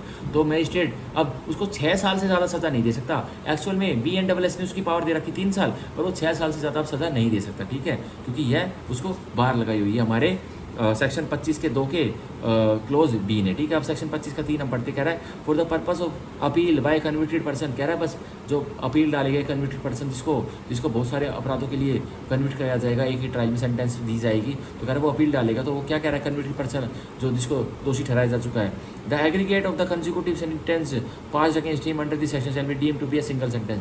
तो अब जो अलग अलग उसके जो कंसिक्यूटिव सेंटेंस उसको पास की गई ना, 2 साल की, 3 साल की, 4 साल की, 5 साल की, जो एक के बाद एक उसको काटनी है, पहले 2 साल की खत्म होगी, फिर वो 3 साल की काटेगा, 3 साल की खत्म होगी तो वो 4 साल की काटेगा। तो वो कह रहा है कि वो जब अपील करेगा तो उनको सबको समअप टोटल कर देगा, समअप कर देगा और फिर वो अपील में लिख देगा। वो ये नहीं लिखेगा कि मेरे को जी चोरी के केस में 2 साल की दी, मेरे को सर फोड़ने के केस में 3 साल की दी, मेरे को एक लड़की के स्टोकिंग के केस में 3 साल की दी, वो ऐसे नहीं लिखेगा, वो क्लब कर देगा, समअप कर देगा और फिर उसको अपील डाल देगा, ठीक है। तो यहाँ हमारा खत्म होता है सेक्शन 25। अब हम पढ़ेंगे सेक्शन 27, अब हम पढ़ेंगे सेक्शन 27, अब हम 25 खत्म होता है, अब हम पढ़ेंगे सेक्शन 26। कह रहा है मोड ऑफ कन्फरिंग पावर, कह रहा है क्या तरीके रहेंगे, कन्फरिंग पावर कैसे होगी, 26 में बताता, 26 का एक इन कन्फरिंग पावर्स अंडर दी संहिता, कह रहा है जब शक्तियाँ कन्फर होंगी संहिता के तहत बीएनडब्ल्यूएस के तहत, द हाई कोर्ट और द स्टेट गवर्नमेंट, तो उच्च न्यायालय राज्य सरकार क्या करेगी, एज द केस में भी, जैसा मुकदमा हो, जैसे भी हालात हो, बाय ऑर्डर एक ऑर्डर निकाल देगी, empower person specially by name, empower कर देगी स्पेशली नाम से एम्पावर करेगी एक व्यक्ति को, और इन वर्च्यू ऑफ देयर ऑफिस, या एम्पावर कर देगी उनके दफ्तरों को, उनके कार्यालय को, उनके डिपार्टमेंट को, क्या, और क्लासेस ऑफ ऑफिशियल्स, या जो ऑफिशियल्स जो अधिकारी की क्लासेस हैं उनको पावर देती जाएगी, generally bye there official titles, या फिर कैसे उनको जनरली कैसे कर देगी, उनके ऑफिशियल टाइटल्स से उनको पावर कन्फर कर देगी। और जैसे मान के चलिए जो जुडिशियल मजिस्ट्रेट फर्स्ट क्लास है उसको क्या हमारे लेजिस्लेचर ने उसको डिफाइन कर दिया। अब ये टाइटल ही जो डिफाइन किया है भाई, एक व्यक्ति जो कि 3 साल तक की सजा देगा उसको जुडिशियल मजिस्ट्रेट फर्स्ट क्लास कहेंगे, एक व्यक्ति जो कि 7 साल की सजा दे 7 साल तक की सजा कटवाएगा उसको हम चीफ जुडिशियल मजिस्ट्रेट कहेंगे। तो हमारे लेजिस्लेचर ने इनको डिफाइन कर दिया यार। और अन्य अधिकारी को अगर डिफाइन करना है जिनको इसके बीएनडब्ल्यूएस के तहत पावर दी जाएगी, तो कह रहा है हाई कोर्ट और राज्य सरकार उनको पावर दे सकती है और उनको टाइटल्स भी मुहैया करवा सकती है कि आपको किस नाम से बुलाया जाएगा बीएनडब्ल्यूएस के पावर को कन्फर करने के तहत, ठीक है। तो यह होता है 26 का 1, 26 का 2, every such order shall take effect from the date on which it is communicated to the person so empowered. अब वो ऑर्डर जैसे कोई स्पेशल टाइटल का ऑर्डर एक व्यक्ति के लिए निकाला, ठीक है, एक व्यक्ति के लिए निकाला, जैसे एक कमिश्नर ऑफ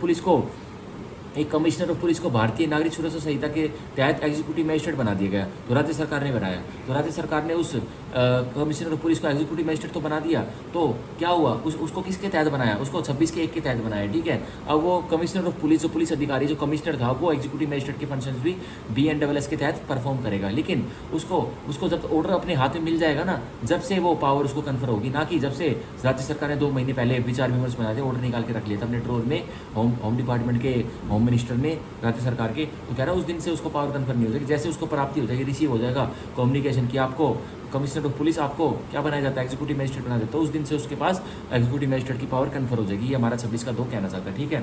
अब हम पढ़ेंगे section 27 power of officers appointed. अब पावर्स ऑफ ऑफिसर अपॉइंटेड हम पढ़ेंगे। देखिए अब देखिए सेक्शन 27 में शक्तियाँ जो कि अधिकारी अपॉइंट नियुक्ति की गई इनकी शक्तियाँ बताता है सेक्शन 27 में। अब 27 की हम बॉडी पढ़ते हैं। When ever any person holding an office in the service of government, जब भी कोई व्यक्ति जो कि कार्यालय होल्ड करता है और वो किसकी सर्विस में किसकी नौकरी कर रहा है, सरकार की, कह रहा है who has been invested by the high court, और जिसको इन्वेस्ट किया गया है हाई कोर्ट ने, उच्च न्यायालय ने क्या, और द स्टेट गवर्नमेंट या राज्य सरकार ने उसको इन्वेस्ट मतलब उसको पावर्स दी गई है भारतीय नागरिक सुरक्षा संहिता की, क्या with any power under this Sanhita, इस कोई भी शक्ति इस संहिता के तहत उनको दी गई है। कह रहा throughout any local area is appointed to an equal और higher office of the same nature, कह रहा है और हाई कोर्ट उसको या राज्य सरकार उसको उस अधिकारी को या तो पावर दे देगी पूरे के पूरे लोकल एरिया में जो जिले का लगता है, ठीक है, टू एन इक्वल और हायर ऑफिस, या फिर उसी इक्वल ऑफिस के तहत दे देगी या फिर उसके और हायर ऑफिस के तहत दे देगी, ठीक है, ऑफ द सेम नेचर, उसी श्रेणी के। कह रहा है with the like local area, कह रहा है जिस एरिया में वो कमिश्नर ऑफ पुलिस का एग्जाम्पल ले रहे हैं कमिश्नर ऑफ पुलिस का, तो इसी एरिया में उसको एग्जीक्यूटिव मजिस्ट्रेट बना दिया जाएगा। द सेम स्टेट गवर्नमेंट, तो कह रहा है वही राज्य सरकार, सेम राज्य सरकार क्या करेगी, ही शैल क्या करेगी उस अधिकारी के लिए, अनलेस द हाई कोर्ट और state government as the case may be otherwise directed access the same power in the local area in which he is so appointed. तो कह रहा है अगर कमिश्नर ऑफ पुलिस को यह बता दिया गया है कि भाई वो एग्जीक्यूटिव मजिस्ट्रेट की फंक्शन अब से परफॉर्म करेगा, तो उस ऑब्वियसली भाई कमिश्नर ऑफ पुलिस पे किसका राज चलता है, स्टेट गवर्नमेंट का राज चलता है, तो उसको बता दिया जाएगा भाई आज से आप कमिश्नर ऑफ पुलिस नहीं रहेंगे, आपसे आप एग्जीक्यूटिव मजिस्ट्रेट बन जाएंगे, ठीक है। अब भाई कमिश्नर ऑफ पुलिस कहाँ और एग्जीक्यूटिव मजिस्ट्रेट कहाँ, अब एग्जीक्यूटिव मजिस्ट्रेट हायर रैंक का बंदा होता है, कमिश्नर ऑफ पुलिस भाई एग्जीक्यूटिव छोटा माना जाता है। तो कह रहा है कि राज्य सरकार उसको बता देगी कि अब से आप क्या कमिश्नर ऑफ पुलिस के भी आप फंक्शंस परफॉर्म करेंगे या नहीं करेंगे, या फिर सिर्फ एग्जीक्यूटिव मजिस्ट्रेट के फंक्शन परफॉर्म करेंगे, तो वह बता सकती है। अगर हाई कोर्ट किसी अधिकारी को ऐसी पावर कंफर करती है तो हाई कोर्ट भी बता देगी कि क्या आप जो पहले गवर्नमेंट में जिस ऑफिस पे काम कर रहे थे क्या आप वो परफॉर्म करेंगे या हमने जो आपको पावर कंफर किया वो करेंगे, तो वो भी हो सकता है, ठीक है। तो ये हमारे सेक्शन 27 हमारा भारतीय नागरिक सुरक्षा संहिता का पूरा हुआ। हम पढ़ेंगे सेक्शन 28 विड्रॉल ऑफ पावर्स। तो कह रहा है तो 27 में पावर हाई कोर्ट ने दी थी एक व्यक्ति को हाई कोर्ट दी थी जो गवर्नमेंट में काम कर रहा था, और राज्य सरकार ने दी थी जो गवर्नमेंट में काम कर रहा था, तो उसको विड्रॉ भी कर सकते हैं। तो 28 में विड्रॉ के रूल देखने को मिलते हैं। अब देखिए 28 का 1, द हाई कोर्ट और the state government as the case may be उस न्यायालय या राज्य सरकार जैसा मुकदमा जैसा भी सर्कमस्टांसिस हो, मे विड्रॉ ऑल और any of the power conferred by it under this Sanhita, तो वो विड्रॉ कर लेगी कोई भी शक्ति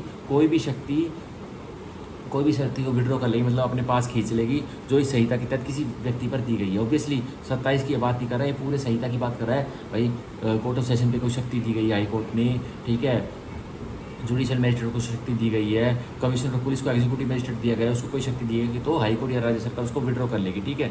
ऑन एनी पर्सन और बाय एनी ऑफिसर सबऑर्डिनेटेड, तो किससे करेगी भाई हाई कोर्ट, तो जो सबऑर्डिनेट उसके अधिकारी जैसे judicial magistrate court of session उसके सबऑर्डिनेट हाई कोर्ट तो उनको कोई शक्ति देता है तो हाई कोर्ट विड्रॉ कर लेगा। और राज्य सरकार अगर कमिश्नर ऑफ पुलिस को कोई शक्ति देती है तो राज्य सरकार उनसे विड्रॉ कर लेगी। तो हाई कोर्ट के लिए कह रहा है कि हाई कोर्ट में बहुत सारे जस्टिस है, जैसे पंजाब हरियाणा हाई कोर्ट में कम से कम 86 जस्टिस हैं। तो कह रहा है हाई कोर्ट के एक जस्टिस को कुछ एक्स्ट्रा चार्ज दे दी गई, एक्स्ट्रा चार्ज की पावर दे दी गई। तो कह रहा है क्या हाई कोर्ट उसको विड्रॉ कर सकता है, नहीं कर सकता, हाई कोर्ट ही उसको विड्रॉ नहीं करता, अब उसको सुपीरियर कोर्ट उसको विड्रॉ करेगा उस पावर्स को, ठीक है। अब ये कह रहा है राज्य सरकार ने कमिश्नर ऑफ पुलिस को एग्जीक्यूटिव मजिस्ट्रेट बना दिया, तो उसकी पावर जो इस संहिता के तहत BNSS के तहत भारतीय नागरिक सुरक्षा संहिता के तहत कमिश्नर ऑफ पुलिस को एग्जीक्यूटिव मजिस्ट्रेट की पावर दे दी गई थी, तो उसको कौन विड्रॉ कर सकता है, ओनली राज्य सरकार ही विड्रॉ कर सकती है उस कमिश्नर ऑफ पुलिस से उसकी पावर्स को जो BNSS के तहत दी गई है। डिस्ट्रिक्ट मजिस्ट्रेट भी विड्रॉ नहीं कर सकता, ठीक है, क्योंकि हालांकि डिस्ट्रिक्ट मजिस्ट्रेट ही इनको कंट्रोल करते हैं, पुलिस डिपार्टमेंट को यही संभालते हैं, ठीक है, तो वो भी उससे विड्रॉ नहीं कर सकता, बस वही करेंगे राज्य सरकारी उससे कमिश्नर ऑफ पुलिस से उसकी पावर जो BNSS के तहत दी गई थी वो विड्रॉ करेंगे, ठीक है। तो ये 28 का 1 हुआ। 28 का 2, any powers conferred by the chief judicial magistrate और by the district magistrate may be withdrawn by the respective magistrate by whom such power were conferred. तो कह रहा कोई चीफ जुडिशियल मजिस्ट्रेट ने CGM साहब ने कोई पावर दी थी, ऑब्वियसली वो पावर किसको देंगे, वो जुडिशियल मजिस्ट्रेट फर्स्ट क्लास को कोई पावर देंगे, जुडिशियल मजिस्ट्रेट सेकंड क्लास को कोई पावर देंगे इस संहिता के तहत, भारतीय नागरिक सुरक्षा संहिता के तहत। या DM साहब डिस्ट्रिक्ट मजिस्ट्रेट साहब किसको पावर देंगे भैया, तो सब डिविजनल मजिस्ट्रेट को पावर देंगे या फिर एग्जीक्यूटिव मजिस्ट्रेट को पावर देंगे BNSS के प्रावधानों के तहत। तो कह रहा है अब उनसे वो पावर वो विड्रॉ कर सकते हैं, उनको पूरी छूट है, ठीक है, उनमें हाईकोर्ट और राज्य सरकार का कोई वो नहीं है, दिक्कत नहीं है, ठीक है। अब हम आज का लास्ट सेक्शन पढ़ते हैं भारतीय नागरिक सुरक्षा संहिता का सेक्शन 29। देखिए क्या कहता है, पावर ऑफ जजेस and magistrate exercisable bye there successor in office. कह रहा है भाई एक जज था एक कोर्ट में, ठीक है, अब 3 साल बाद, जैसे जनरल रूल हरियाणा में कि 3 साल बाद हर एक जज की जो जो जुडिशियल मजिस्ट्रेट होता है उसकी बदली हो जाती है, उसको किसी और जगह भेज दिया जाता है, ट्रांसफर कर दिया जाता है। तो कह रहा है उसका सक्सेसर इन ऑफिस आएगा तो वो कौन सी पावर इस्तेमाल करेगा, ठीक है। अब भाई जैसे अगर मैं कहीं का मजिस्ट्रेट हूँ, मैं जब मान के चलिए गुड़गांव का मजिस्ट्रेट लगता हूँ, तो मैं 3 साल तक वहाँ रहूँगा और मेरे 3 साल के बाद रेवाड़ी ट्रांसफ़र हो जाएगा। तो वो क्या कह रहा है कि भाई अब जो मेरी सीट पे जो मेरा सक्सेसर इन ऑफिस रहेगा तो वो कौन सी शक्तियाँ एक्सरसाइज करेगा उस केस पे, जिस केस को मैं देख रहा था, ठीक है। तो वो कह रहा है 29 का एक अब हम पढ़ते हैं। कह रहा है subject to the other provision होती संहिता, कह रहा है जो इस संहिता के BNSS की जो और प्रोविजन प्रावधान दिए गए कि उनकी इज्जत करना। बाकी आगे पढ़ो। The power and duties of a जज और मजिस्ट्रेट में भी एक्सरसाइज और perform by successor in office. तो जो शक्तियाँ हैं, जो ड्यूटीज़ हैं, जो दायित्व हैं एक जज के या मजिस्ट्रेट के, तो वो एक्सरसाइज करेगा कौन करेगा, जो उनका सक्सेसर इन ऑफिस आएगा। जैसे किसी जज का ट्रांसफर हो जाएगा तो उसके स्थान पर एक जज आएगा ना, तो वही पावर वो इस्तेमाल करेगा। और किसके बेस पे करेगा, सीधा सीधा उस ट्रायल जो चल रही होगी। जैसे मेरे सामने एक ट्रायल चल रही है, मेरे सामने भाई जुडिशियल मजिस्ट्रेट के कोर्ट में कम से कम 2000 केस चलते रहते हैं, क्रिमिनल केस। अब मैं 2000 केस पे सब पे कोग्निजेंस ले चुका हूँ। अब मैं सबको कोई केस प्रोसिक्यूशन एविडेंस पे है, कोई केस चार्ज की बहस पे है, किसी केस में डिफेंस की एविडेंस हो रही है, कोई केस आर्ग्यूमेंट पे है। तो अब क्या होगा, मेरा ट्रांसफर हो जाता है। तो अब जो व्यक्ति आएगा, जो मेरे स्थान को गुरुग्राम कोर्ट में जो जज बैठेगा, तो कह रहा है वो सक्सेसर इन ऑफिस रहेगा, तो उसको वो वहीं से चालू कर देगा, वो दोबारा से नहीं सुनेगा उन केस को। तो कह रहा है पावर जो मेरे पावर और दायित्व थे, जो मैं उन केसेस के प्रति निभा रहा था, तो वो सक्सेसर इन ऑफिस उस दायित्व को और उस पावर को ग्रहण कर लेगा। बस ये कह रहा है 29 का 1, 29 का 2। कह रहा है when there is any doubt as to who is the successor in office. कह रहा है जहाँ कोई शंका आ जाती है कि कौन सक्सेसर इन ऑफिस है, कौन सा जज सक्सेसर इन ऑफिस है, कौन सा मजिस्ट्रेट सक्सेसर इन ऑफिस है, तो कह रहा है द सेशन जज शैल determine by order in writing the जज हु शैल। तो कह रहा है डिस्ट्रिक्ट जज ही डिटरमाइन करेंगे, तय करेंगे कि कौन सा व्यक्ति सक्सेसर इन ऑफिस रहेगा, ठीक है। For the purpose of this Sanhita, इस संहिता के पर्पज इसके लिए मतलब के लिए कौन सा व्यक्ति सक्सेसर इन ऑफिस रहेगा। कह रहा है और ऑफ एनी प्रोसीडिंग्स और ऑर्डर देयर अंडर, या फिर कोई प्रक्रिया संभालेगा सक्सेसर इन ऑफिस या कोई ऑर्डर संभालेगा there under be deemed to the successor in office. तो वही व्यक्ति, अगर सेशन जज ने जिसको फाइनल कर दिया, तो वही व्यक्ति सक्सेसर इन ऑफिस कहलाएगा, ठीक है। अब मान के चलिए मैं गुड़गांव का मजिस्ट्रेट था, मेरे को गुड़गांव के मजिस्ट्रेट बनाया होता, मेरा ट्रांसफर हो जाता, 3 साल मेरे सर्विस के पूरे हो जाते, मेरा ट्रांसफर हो जाता रेवाड़ी। अब किसी अन्य कोर्ट से, भाई गुड़गांव की जो मेरी गद्दी थी, मेरी सीट थी, मेरा कार्यालय था, उस कोर्ट में कोई अन्य ऑफिसर आएगा। अब कोई शंका आ जाती है, क्या ये व्यक्ति मोहित डागर के कोर्ट का सक्सेसर इन ऑफिस होना चाहिए। तो कह रहा है कोई डाउट उठ जाता है, शंका आ जाती है, उस पर कोई क्लैरिफिकेशन नहीं है। तो कह रहा है जो कोर्ट का मालिक होता है, कोर्ट का मालिक कौन होता है, सब जजेस का हेड कौन होता है, डीजे साहब, डिस्ट्रिक्ट जज साहब एक ऑर्डर निकालेंगे लिखित में, और वो तय करेंगे कि कौन सक्सेसर इन ऑफिस होगा। मोहित डागर जज साहब जो चले गए उनके कोर्ट का, ठीक है, सक्सेसर इन ऑफिस कौन रहेगा, तो डीजे साहब का ऑर्डर फाइनल रहेगा। तो ये हमारा 29 का 2, 29 का 3 पढ़ते हैं। कह रहा है where there is any doubt as to who is successor in office of any magistrate, the chief judicial magistrate or the district magistrate, as the case may be, shall determine by order in writing the magistrate who shall, for the purpose of this Samhita or of any proceeding or order thereafter be deemed to the successor in office of such magistrate, ठीक है। तो ये आ गया, ये लीजिए। जो हमारा 29 का 2 था ना, तो वो एडिशनल सेशन जज के लिए रिलेट होता है सेक्शन, कि सेशन जज सक्सेसर इन ऑफिस को जाता है। जैसे एडीजे साहब या असिस्टेंट सेशन जज का ऑफिस खाली हो जाता है, उनका ट्रांसफर हो जाता है, तो उनके ऑफिस में कोई सक्सेसर इन ऑफिस आ रहा है, तो सेशन जज का साहब का ऑर्डर उन पे लिए फाइनल रहेगा, ठीक है।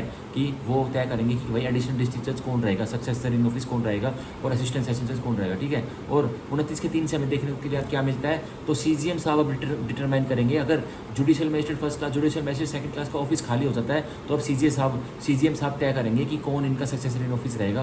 तो ऑर्डर वो लिखित में ऑर्डर पास कर देंगे, और तो उनका ऑर्डर फाइनल रहेगा। और एग्जीक्यूटिव मजिस्ट्रेट जो हमारे ईएम साहब होते हैं, हमारे सब डिवीजनल मजिस्ट्रेट एसडीएम साहब होते हैं, अगर उनके ऑफिस की कोई बात आती है, उनका ऑफिस उनका ट्रांसफर होगा, उनके ऑफिस में कोई शंका आती है, डाउट आता है कि ये व्यक्ति सक्सेसर इन ऑफिस होना चाहिए नहीं होना चाहिए, तो डीएम साहब जो जिले के जिला अधिकारी होंगे, डिस्ट्रिक्ट मजिस्ट्रेट होंगे, उनका ऑर्डर उनके प्रति फाइनल रहेगा। वो तय करेंगे राइटिंग में कि हाँ इस ऑफिस का, इस कार्यालय का ये एग्जीक्यूटिव मजिस्ट्रेट साहब मैं तय करता हूँ, यही है, ठीक है।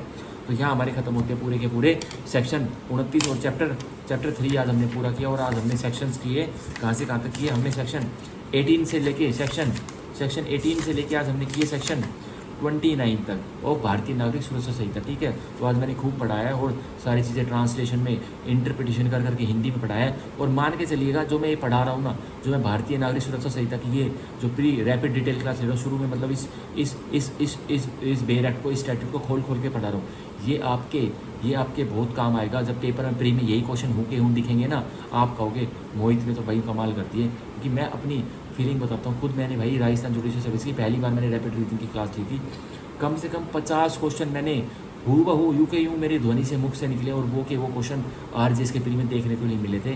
तो अब कोई भी मेरे उस पर ये नहीं कहेगा कि ये कच्चा पढ़ाता है पक्का पढ़ाता है। भाई क्वेश्चन पेपर आपके सामने जिसने राजस्थान दिया होगा, और 50 के 50 क्वेश्चन मेरे रैपिड रिवीजन की वीडियो मेरे यूट्यूब चैनल पर अपलोड हुई पड़ी है, वो देख सकता है।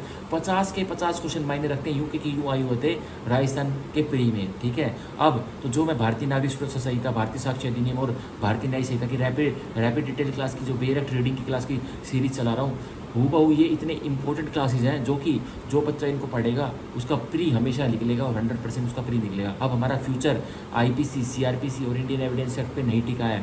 अब हमें आगे के एग्जाम के लिए हमें क्रैक करना पड़ेगा। हमें इन तीनों न्यू लॉज की, भारतीय नागरिक सुरक्षा संहिता, भारतीय साक्ष्य अधिनियम और भारतीय न्याय संहिता का पूरा कॉन्सेप्ट अपने दिमाग में, अपने माथे में बैठाना पड़ेगा, तभी हमारे प्री निकलेंगे, वरना सोच के मत चलिएगा कि प्री निकलेंगे, ठीक है। तो आज की हमारी क्लास यहीं खत्म होती है, जिसमें मैंने भारतीय नागरिक सुरक्षा संहिता के सेक्शन 18 से लेके सेक्शन 29 तक पूरा करवाया, ठीक है। तो हम कल की क्लास में सेक्शन 30 के ऑनवर्ड करते हैं। तो बाय बाय, ठीक है, आज के लिए इतना ही होता है। तो thank you, bye bye, take care, see you in another class, thank you, bye bye.